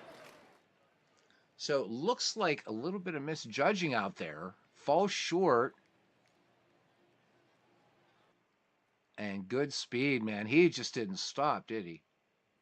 Safe in there, inside the park home run. Love it. If you have Park Pick camera, it's a good overview. Let me see. I don't know if I have it. Let's look. So, Park Pick.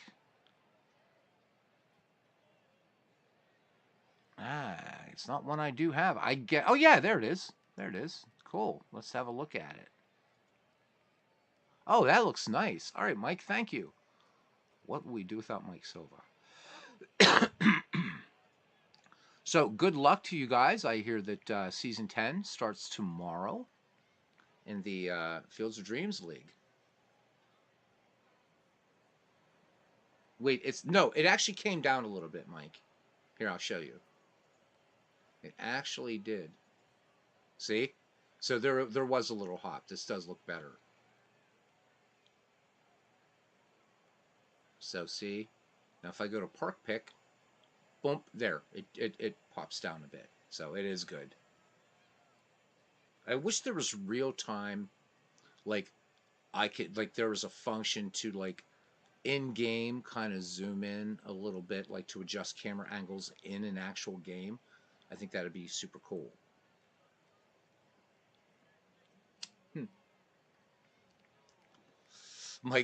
Mike's laughing there. Not. He's done so much of this stuff. Doesn't remember his own work. But yeah. I know this. It does. Yeah. The other thing, Mike, I was saying the other night or last week about Park 26. I like the idea of a random generator for the ballpark construction kit, but there's not enough different sort of architectural chunks to pick from.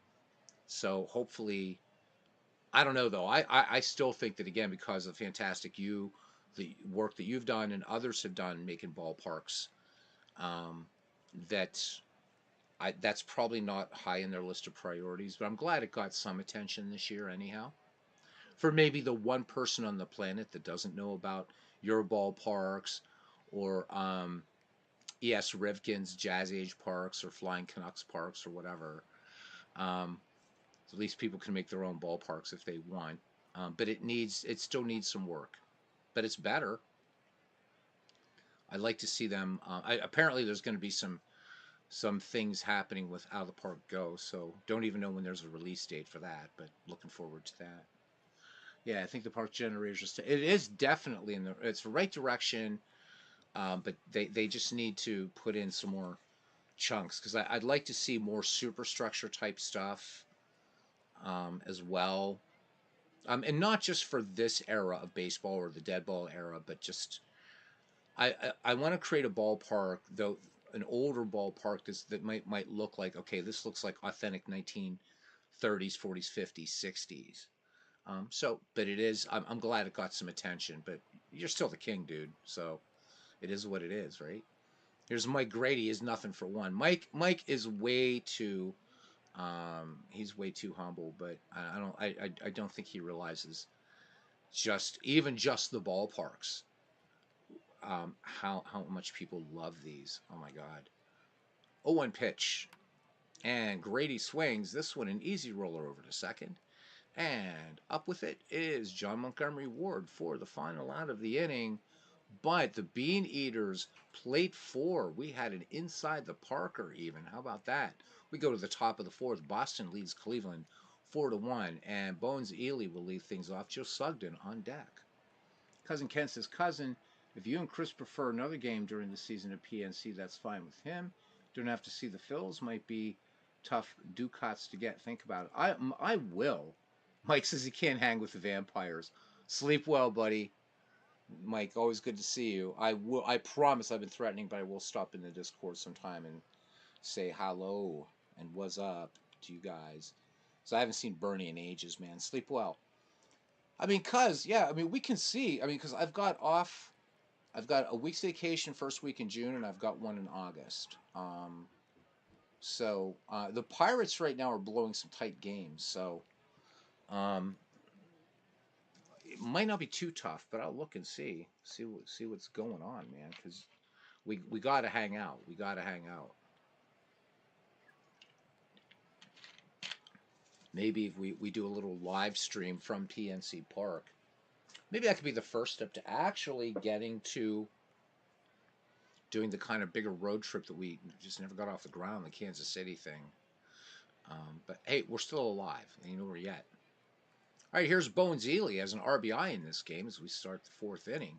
Here's the pitch. And Ely swings. This one, soft liner out to second base. And Stafford's there and makes the catch. So one thing I have to get used to back in out of the Park 25 is it's a little bit more, it's a little jerkier than 26. So but we're having fun. All right, here's Joe Sugden. He is nothing for one. 1-2 pitch on the way to Sugden. And he swings hard grounder to second base. Easy play up there for Stafford. Stafford fires onto Jack Doyle for the 4-3 putout. So 2 up, 2 down here in the Cleveland 4th.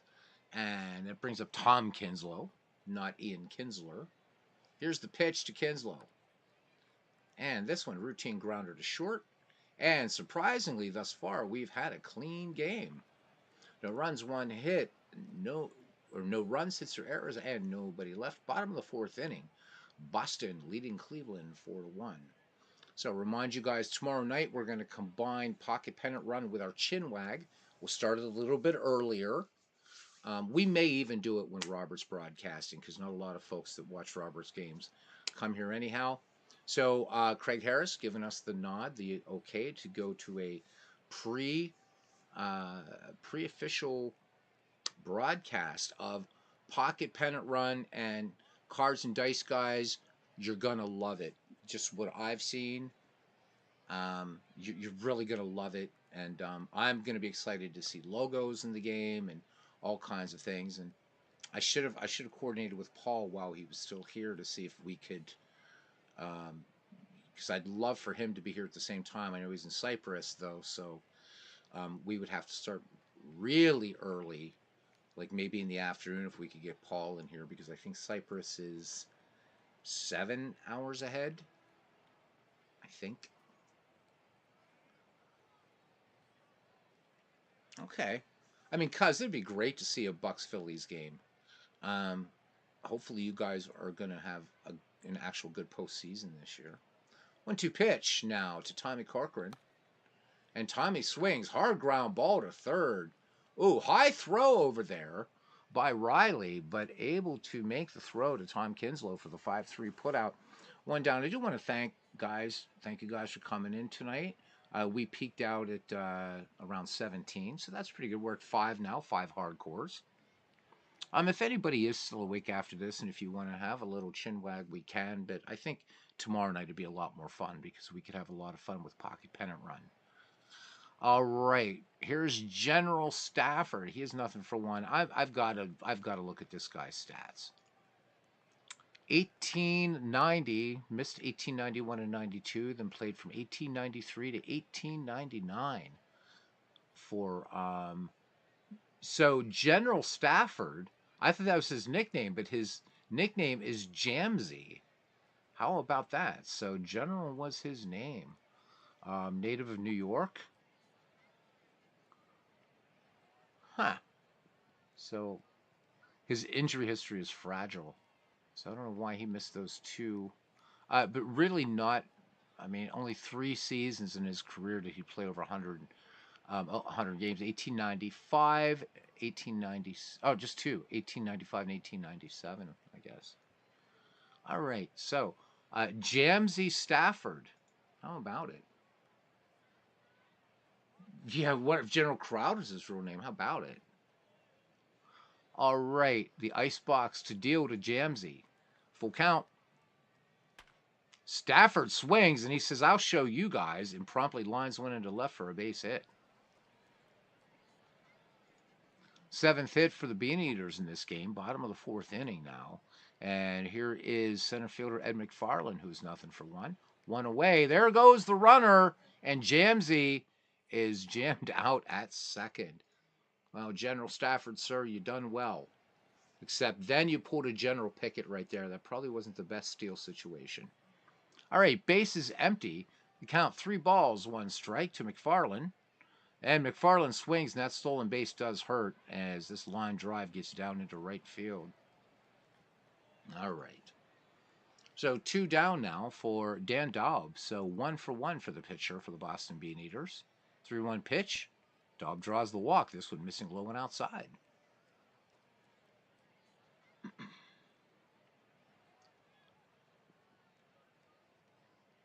So Nate says he's still awake, but he's going to make it till the stream is over. So that might have been the name of the era, says Cousin Ken. As far as the name General, guys had great names like Ulysses and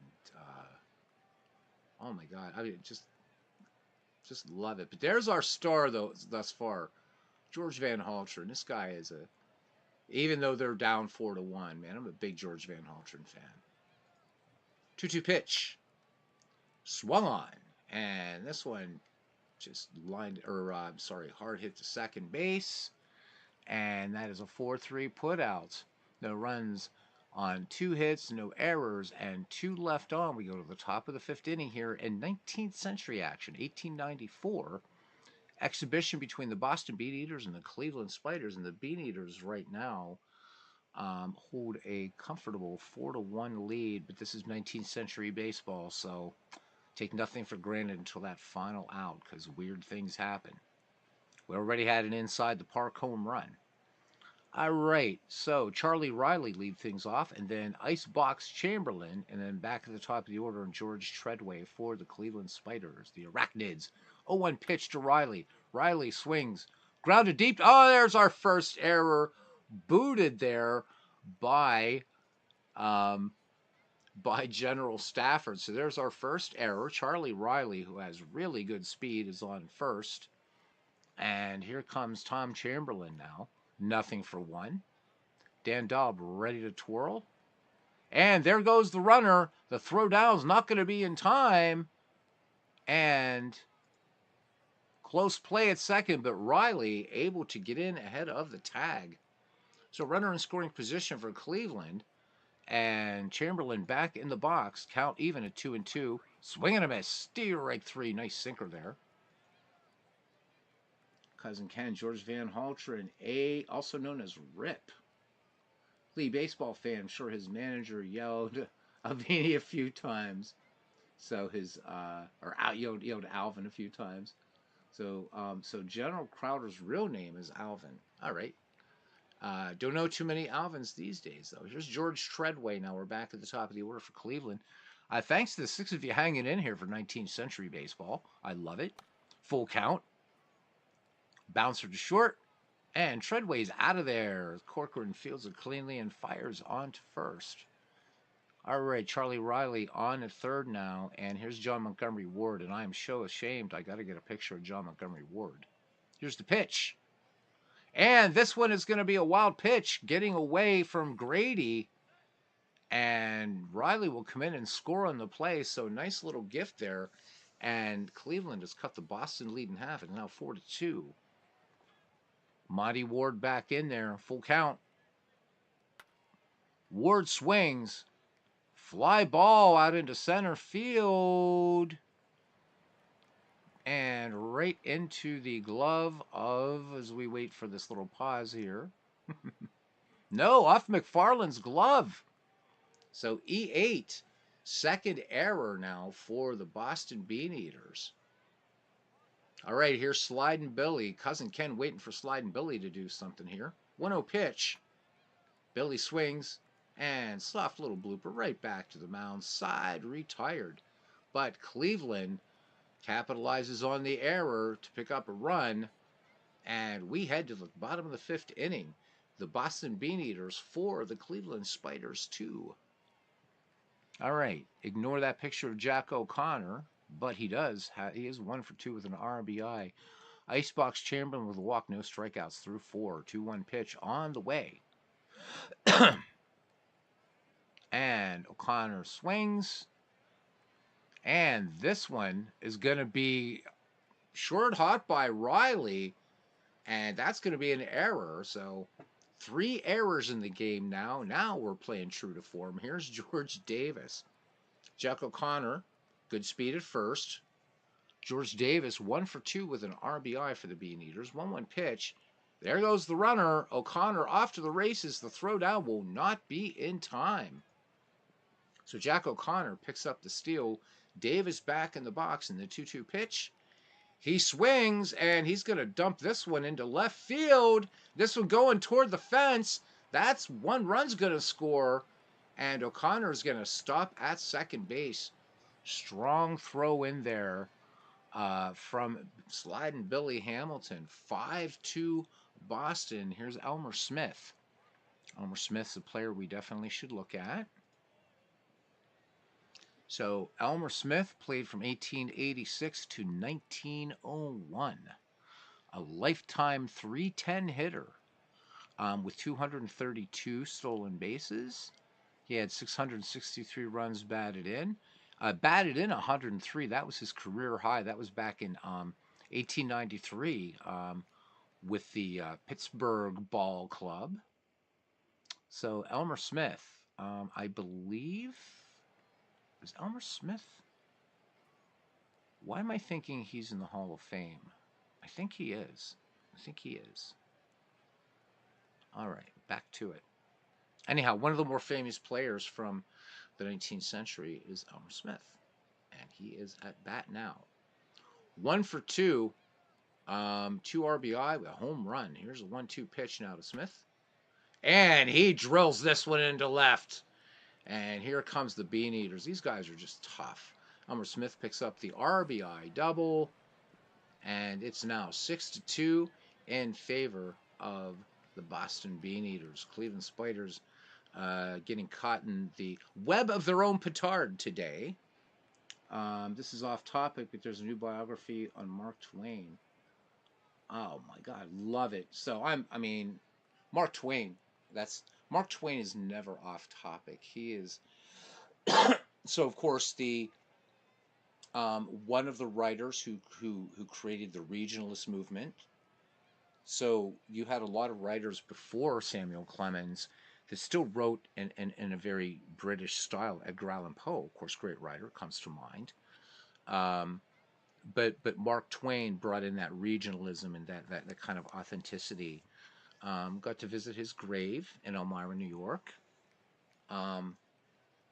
So was born when Halley's Comet was coming in, and he said, and he predicted, he said, I was born with that comet, I'm going to go out with that damn comet, and he did in 1910. A brilliant writer, while we all know, of course, the adventures of Huckleberry Finn and Tom Sawyer and a Connecticut Yankee and King Arthur's Court, there's a lot of Mark Twain, Nathaniel.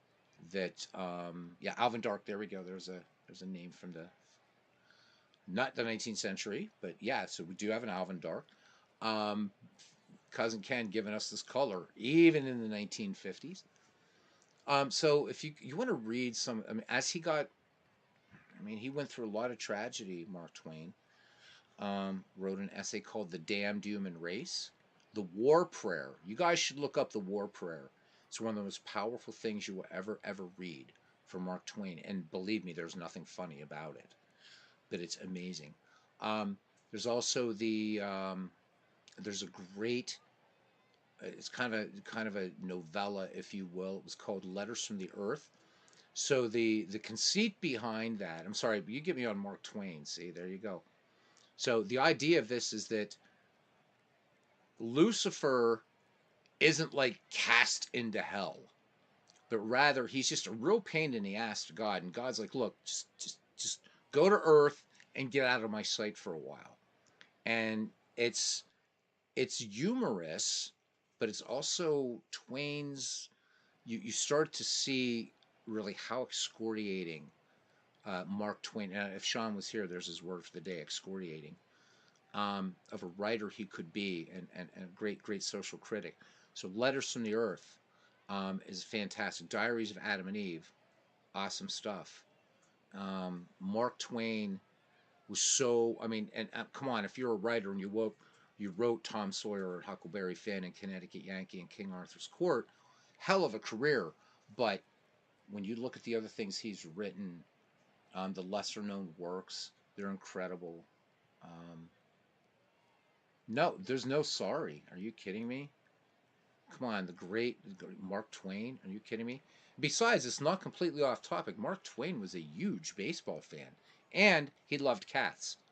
And he's one of my favorite writers, whether that is European or American. Mark Twain is just a towering figure in terms of writing, and I would love to just have Mark Twain fans come on here. We could just not even have to talk about baseball at all. Just talk about Mark Twain. But guys, read the War Prayer. It will take you maybe 5 minutes to read it, and I guarantee you,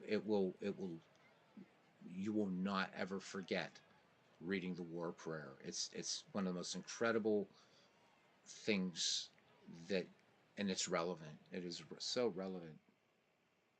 Yes, facts. Exactly. Samuel Langhorne Clemens. There would have been somebody I would have loved to have met as Mark Twain. And Nathaniel, I'm sure that you are, you know.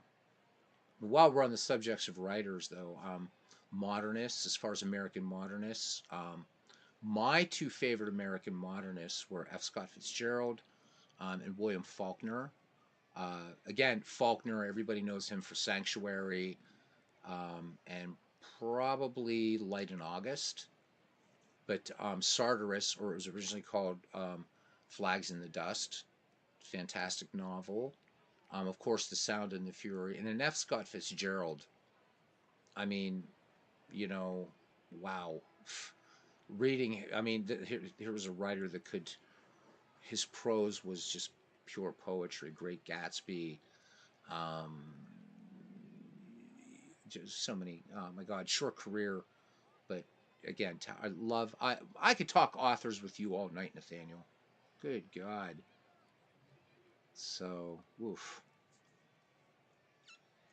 Hemingway, I respect Ernest Hemingway. Um, but so like, but for me, for Hemingway liked to sort of play with the Hemingway's strength was what was unsaid, right? So if you look at like the short Happy Life of Francis Macomber, or you look at the short Hills Like White Elephants, which is about an abortion or not getting it or whatever, a couple discussing that. Um, Hemingway for me was a great writer, but I kind of like prose that sort of immerses me more, I guess, because you still got to work hard at it.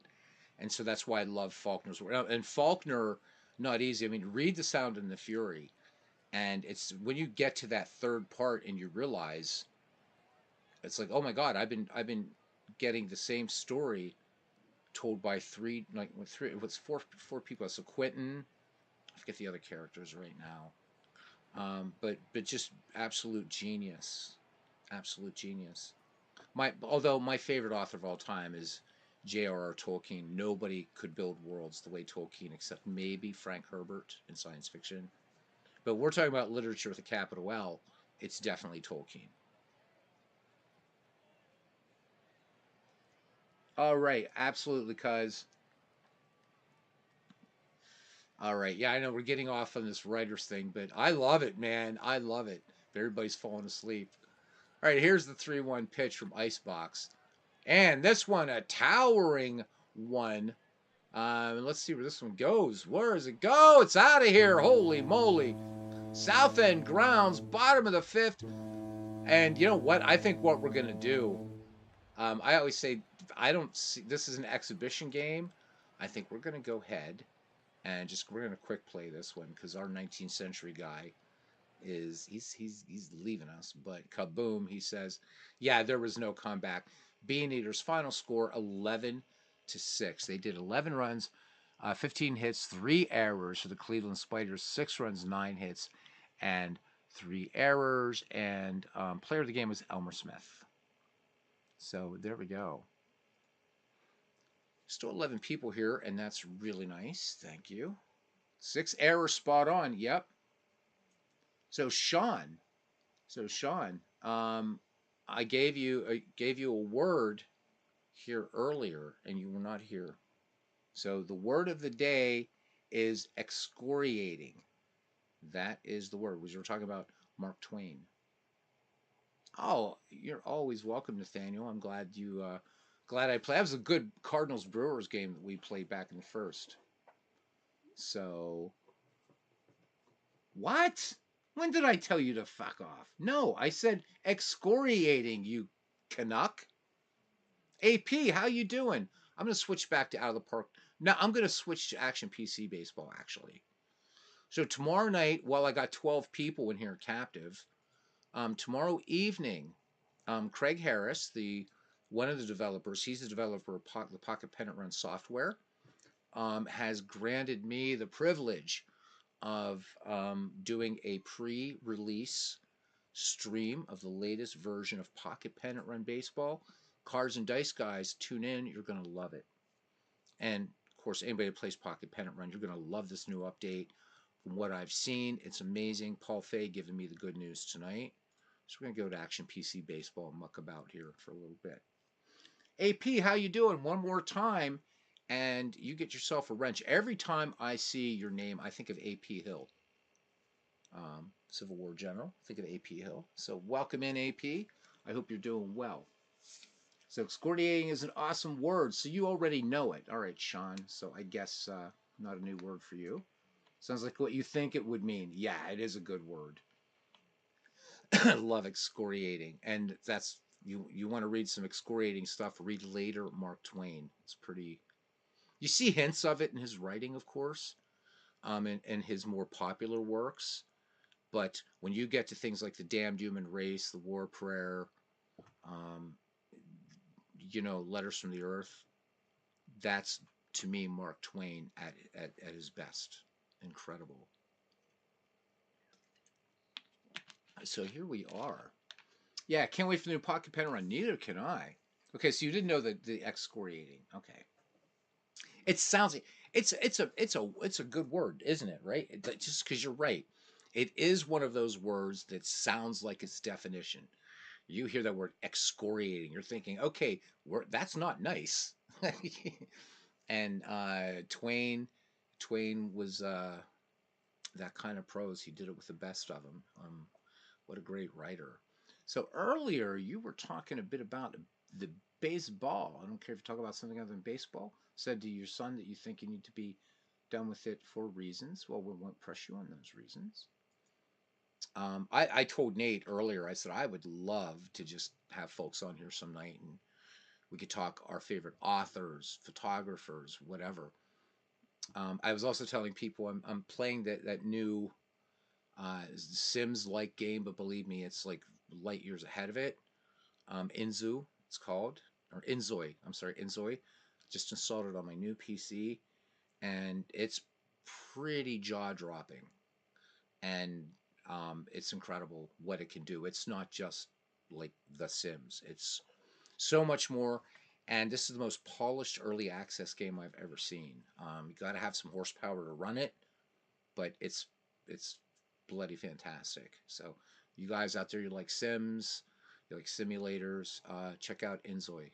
It's $39.99, and for the insane amount of content that you get in this game, you can change the entire city. You can build things. You can do whatever. It's the character creator alone is super super deep and just promises to get deeper. And wow, so there we go. Um, so yeah, Pocket Pennant Run. Um, so I mean, if you guys have been following Paul Fay's work or in the Facebook group, there's not going to be there's no right as far as the dice for a number of cards and dice games are hard coded into the game now. So you roll those dice, they're there, which I think is super cool. There's going to be the addition of logos, which dress up the game immensely. The game has just been expanded and all that kind of stuff. Look forward to doing the stream tomorrow night. Hope we get lots of people. Not to build the channel. It's not what this is about. This is about pushing what I think is a superb hybrid game. Pocket Pennant Run Baseball. Um, April 14th, so we're about 2 weeks away from the release of Digital Diamond 13 and Status Pro Baseball built into it, baby. Pretty excited about that. And then I think we're all caught up. I want to thank everybody for coming out to the um, Baseball Mogul 2025 impressions video I did the other night. And if you didn't, check it out if you're thinking about buying the game. I'm not saying that my word means anything, but I do think I cover pretty well what to expect. So, can't believe it's almost April already. I know, right? God, it was 81 degrees today here in Pennsylvania, where in the part of Pennsylvania where I am. Couldn't believe it. Couldn't believe it. 81 degrees. It's going to be more normal weather tomorrow, but 81 degrees in March. That's like unheard of. Aaron Reed says still like to learn some more things with APA, how to do drafts, and how to put in as played schedules. Um, yeah, we got to get Derek Bain on here. So what I would suggest, Aaron, did you look at Derek Bain's? He has a video on how to do drafts in APA. Oh, you're welcome, AP. I don't know if you decided to pick it up or not. I mean, I don't regret buying it at all. I just wish there were some more things that Clay would add to it, or just do season ticket baseball and retire it. But you're very welcome, and I'm going to do more with it. I mean, in fact, if we're just sort of, I know I realize this is one way talking. I didn't set up this up for a chin wag, but let's bring up 2025 and let's let it play through a season here, just for giggles.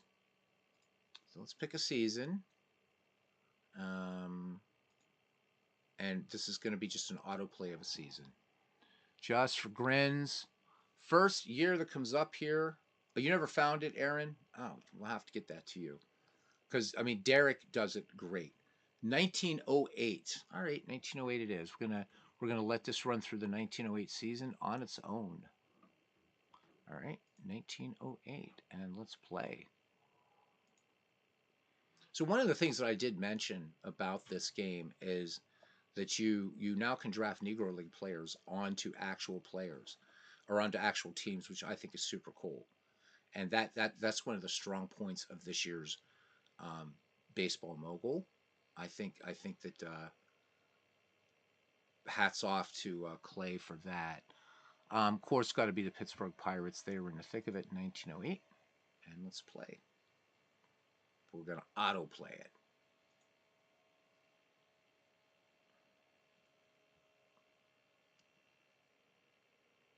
while we're hanging out a little bit.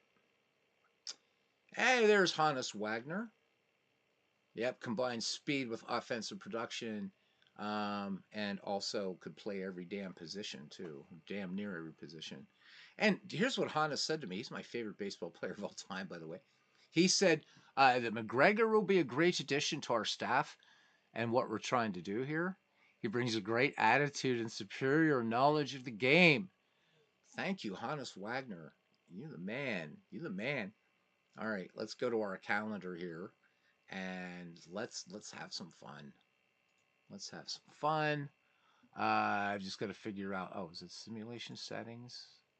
La la la la la la la. Okay, we're good. We're good there. So there's a lot under the hood here in this game. Don't kid yourself. Don't kid yourself. All right. Good God, how do I do this play? There we go. Let's go ahead and play a month. And here we go to get that month out of the way. All right, now we are in April. And this is correct. So we found 2 years where it was the 81 and 94 years, and I think 72. But the full seasons, the ones that weren't strike shortened, this is right. I've done 1908 quite a bit. So the Pirates did open against the Cardinals, then went to the West Coast trip to Cincinnati, right? And then hosted the Cardinals. So this is right. But let's go ahead and do another one. Let's go through this. We'll do this a month at a time. Would I like to play the rest of the game play-by-play mode? No, and stop asking. Okay. All right, we are in May. We'll play May, then we'll look at standings. Let's check some of the player stats, compare real life after 1908 season. Would love to do that. AP, absolutely. So Sean says Hannes Wagner is also not a boring player. He says clearing that up. I get what you're saying about the on base, but yeah, he was a pretty electrifying player. But thank you for that. Thank you for that on behalf of one of the immortals. So before we go on, I mean, I do want to touch upon because I think people went away with the idea that I was really crapping all over this game. I wasn't. My complaint is that there just wasn't enough done, like with the logos and things like that. But there's lots to be said, a lot to be said about this game that I think is good, and I think it's a good. I think it's a good game to get into if you're just getting into baseball tech sims. Um, this is excellent, and it still has pretty good legs. Still has pretty good legs. 7 out of 10. All right, here we go. Let's play a month. You can see everybody's ratings change, which is nice. Cool. All right, let's look at league. Let's look at league standings. Where the hell? Where are the reports? There we go. There's the standings. All right, so right now, oh my goodness. So the Giants at 29 and 13, the Cubbies 2.5 back, the Phillies 6 back, Reds 6.5 back. My Buccos just 2 games above 500, 7 games back in the National League. Of course, the American League was a very tight race in 19, even tighter. And so far, yeah, there we go. Look at this, Naps and Tigers. So really tight in the American League right now. You get out. Even the Senators are still in the race at 4.5 out and 2 games above 500. All right, let's do another month, and then we can look at some stats. So, the amateur draft occurs today. I don't really care about that right now. Pittsburgh, make your draft pick. Blah blah blah. If you use the play menu, continue simulating, the computer will make your draft pick for you. Yeah, which is fine with me. So, who's this guy? Don't know him. Okay. So the draft happens. There's the great Ken Williams, a guy that a forgotten player, not a Hall of Famer, but whew, hell of a slugger, hell of a base runner. Just want to look at so there's Bucky, there's Bucky Weaver coming in. We know what he's going to be doing, old Bucky Weaver. So these players are coming in, they're debuting when they should.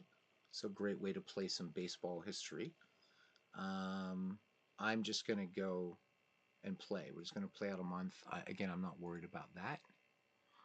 Yes, make all my remaining picks. So there's the draft. It's bolting through there.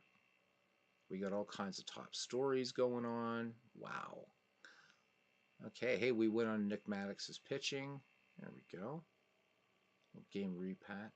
Nick Maddox, one of these players that had like pitchers that just like one or two excellent years and that was it, but it was enough to get the job done. Let's look at some of our league leaders and things. So let's look at just the National League right now. Hannes Wagner leading in batting average right now, 384. Mike Donlin a distant second, hitting 330. Larry Doyle at 309. Johnny Evers at 306. And Kitty Bransfield hitting 303. So the top five in batting average. Home runs really didn't mean so much here, but Tim Jordan of Brooklyn, he was a pretty good hitter too, with 8. Hannes Wagner with 5. And then Bad Bill Dolan, Johnny Kling, and Tommy Leach, along with Sly Seymour. You guys remember Sly Seymour from the Fields of Dreams League with 4 home runs. Um, so another cool thing. So you can look at, of course, everything here. But the other thing that you can do, which has been around in this game for a long time, is you can click on any stats heading and pick what you want to look at. So we could let's say doubles. Hannes Wagner with 21. So Wagner had a great year in 1908 and a great career. So there we go. Vic Willis with wins. Let's see who is quality starts really doesn't mean anything in the dead ball era. Um, so just wanted to. This is what makes this game good. I think it does give you a lot here. Don't really care about range factors and stuff like that. All right, let's click away from this. Let's do another month. Then we can start comparing stats.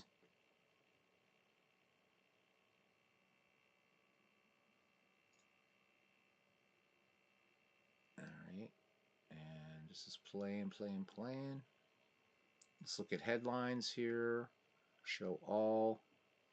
And another nice feature, again, that's always been in this game, are these headlines. You could go through here and let's see, all headlines. Let's just look at for pictures. Cool stuff. Cool stuff. Go to any game that you want. So Ed Walsh with a 2-hitter here on July 25th. And so we can view the story. Walsh allows just 2 hits. Athletics were photo evening by Chicago White Sox starter Ed Walsh. Ed Walsh pitched strongly for 9 innings, allowing no earned runs on 2 hits, no walks, and no home runs. Billy Sullivan, the Chicago number 8 hitter, got 1 hit and 3 at bats, including a walk, a steal, and a run. Patsy Doherty got a walk and 2 runs batted in on a day when he went 1 for 3 to help the Chicago White Sox cause. So cool stuff. We can check out that box score. When you click that, it comes over here, and there you go. Again, it tries to, just making these logos here, but if it could generate logos, why not create real logos? But there you go. Nice looking little box score. All right, let's look at some statistics.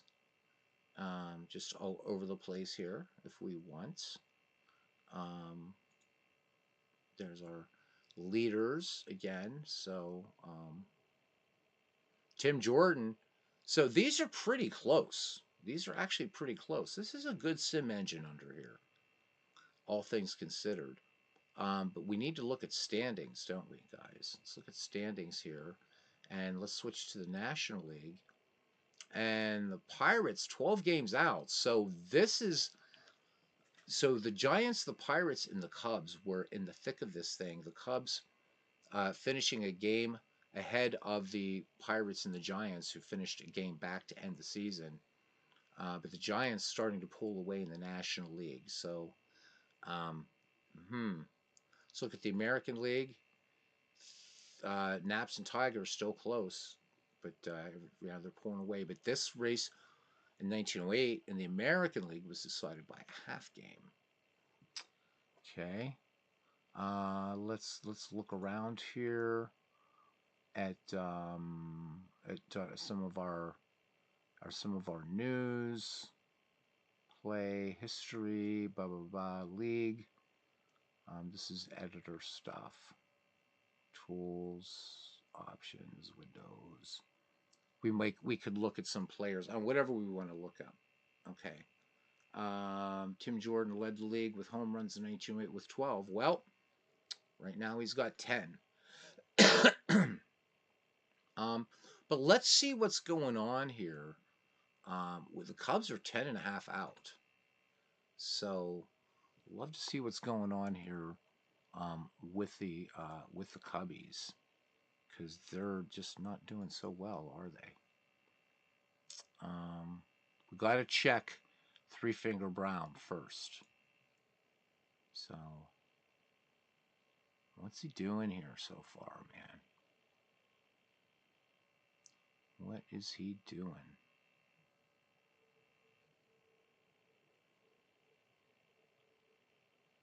Trying to find his stats here. So right now, so he was 21 or 29-9 in the actual 1908 season. So right now, Three Finger Brown is 10-6 in what we're playing. 71 strikeouts. He had 123. So far, it's tracking pretty well, but it's what the Cubs aren't doing and what the Pirates aren't doing. The Giants pulling away. All right, let's go back to standings and let's do another month. And no movement. And it's a race between the Giants and the Phillies. That's a strange one. What's happening in the American League? Nap's starting to pull away from the Tigers now, 5 games. Now that all this being said, one run through is no proof of anything. You would have to run a simulation hundreds of times to even get close. Let's look at our home runs. Tim Jordan still at 10. Honus Wagner behind him at 8. So the Pirates are hitting, but they're not doing what they. You can see here for earned run average, Three Finger Brown, Christy Mathewson, things looking all right here. Let's look at Christy for a second. Let's look at what he's doing here. Okay. So right now, okay, so Mathewson that year was a monster. 37 wins, 11 losses. He's at 18-5 right now. His ERA at 1.87. He had a 1.43 in 1908. Again, we're not through it yet. He struck out 259 in 1908. He's 134 right now. Okay. Let me see. Let's just go back to standings. So, yeah, a little bit weird to see these guys where they are. But again, we're just doing one replay or one little run through, so that doesn't really mean a lot. We're just more having fun, right? All right, let's play another month.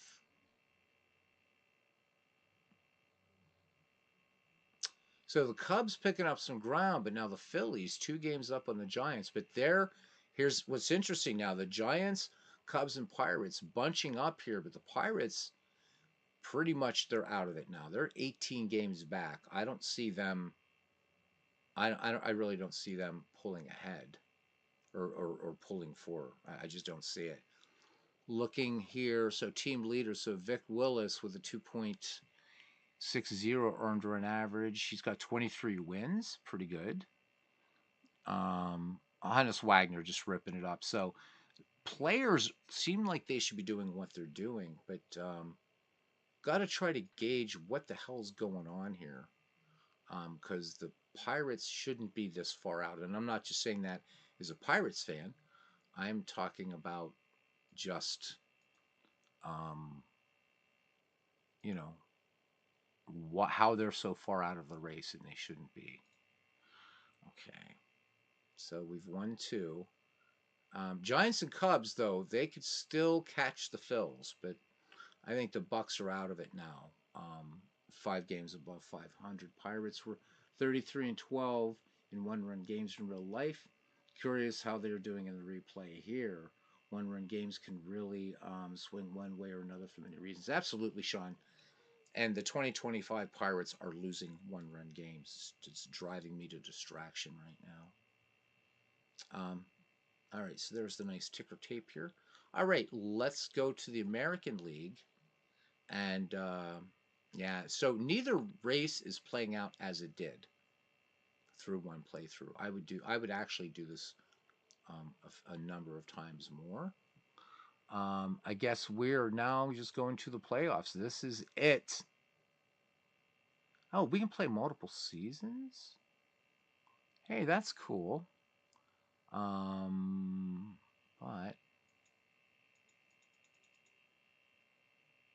1908 playthrough, 1908 play. Simulates multiple years without any intervention by the user. Da da da da da. All right. And that's it, guys. So the 1908 season. So Addy Joss, great pitcher. Just saw a YouTube documentary out about Addy Joss. So he threw 289 innings in 1908, winning 21 games and notching a 1.34 earned run average. Having pitched 289 in 1908, Joss found himself in trouble at times as he gave up 218 hits, 20 walks to hitters. The Naps have won 94 games so far in 1908, putting them at the top of the American League. So standings. So that was it. Let's go ahead and play until playoffs again. And it is simulating. So we're kind of doing 1908 a whole bunch of times.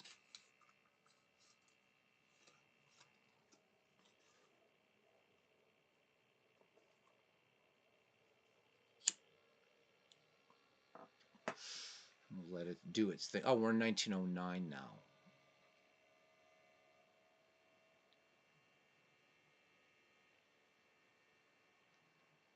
So Sean said Giants 1 point off their batting average in real life, looking good. Yep. Yeah. All right, let's look at what we got here.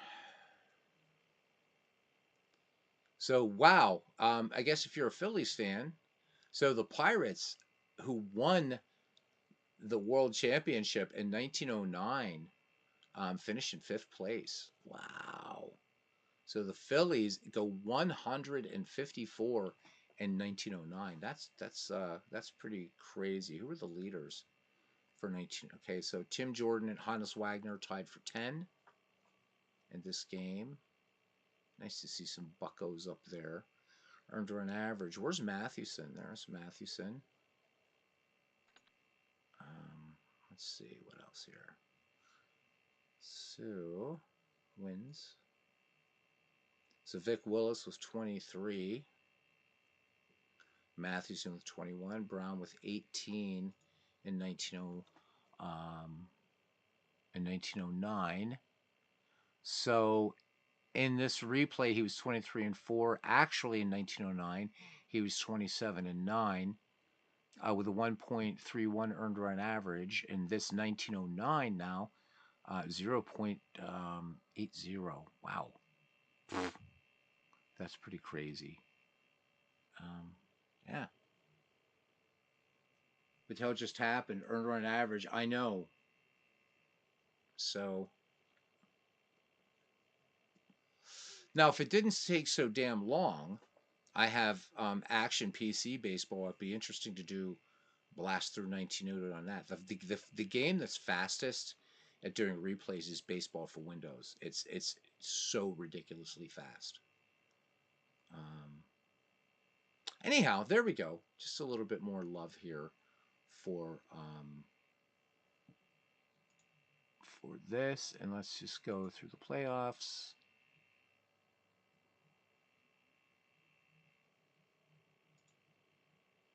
Yep. So there we go.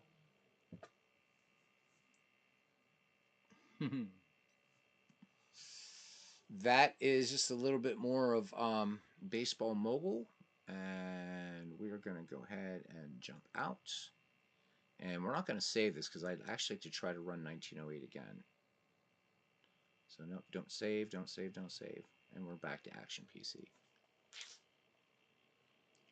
And I think that pretty much does it for tonight, as we're coming up on 3 hours. So I was going to do an Action PC game, but I think we're going to just stop here. I do want to go back to the baseball decade thingy teamies, because those are proving to be very, people seem to like those. There's the classic 1970s. That's a good set. Good set. So I hope you guys will join tomorrow night for the Pocket Pennant Run pre-release. Good stuff. I'll put this in the, there we go. Is this the one I want? How did it lose its mind when you went to the next season? Everything seemed good. The first, that's why I decided to just not save that, because I want to run 1908 a few more times. Whoops, wrong version. Let's go to season and fix that. Because I want the one that's on the C drive. I've got to get rid of the other one. There we go. There are the decade teams. And where's the franchise grades? Blah. One of those nights, man. One of those nights. Baseball history franchise teams. Is this the right one? I hope so. Come on, baby.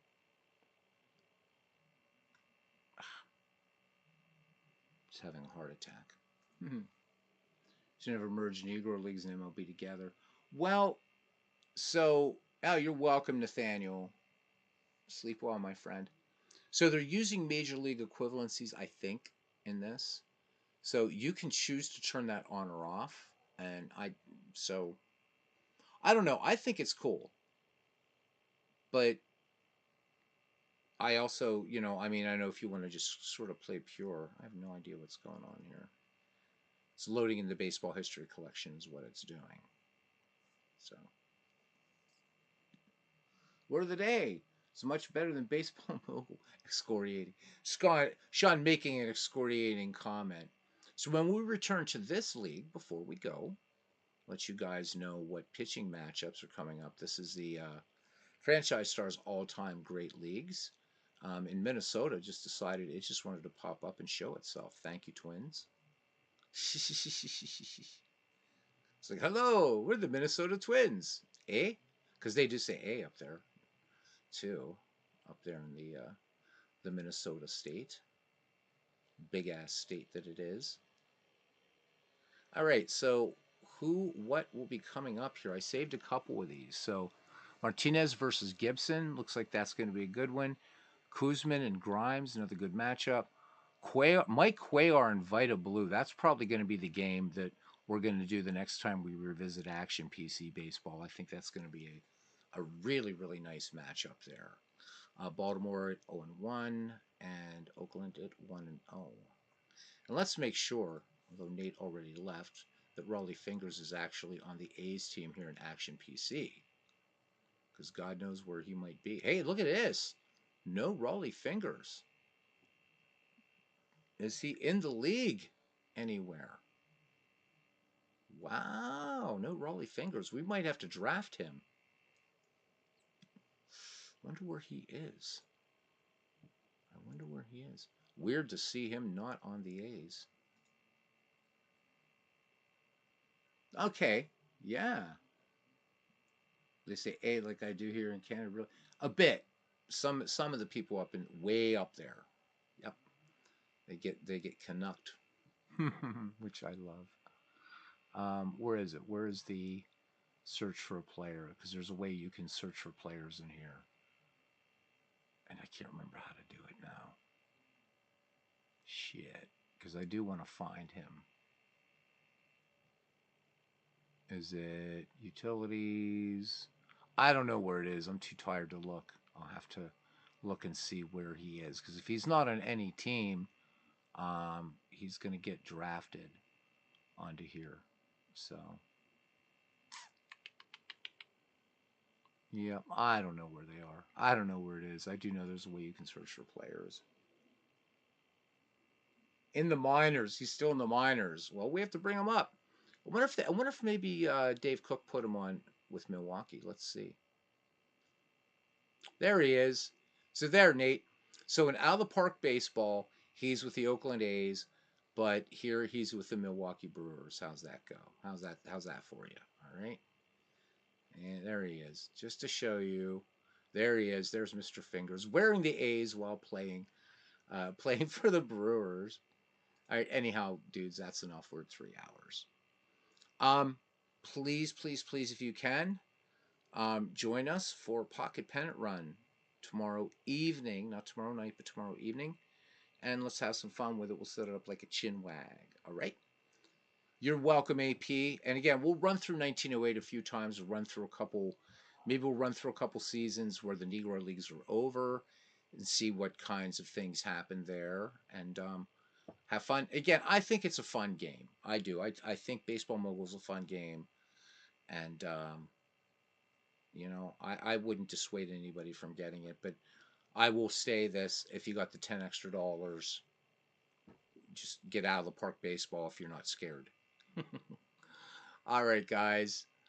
People are going to be looking and saying, "What's a Pirate fan doing with all these Brewers up here? Holy hell!" So I have to put the Pirates back up here, or people will talk. They will talk. Guys, until we see you tomorrow night for Pocket Pennant Run Baseball, have fun. Play whatever games you're playing, baseball or non-baseball, and read. Read lots of Mark Twain. Mark Twain is good for you. All right, see you around the batting cage, gents. Good night.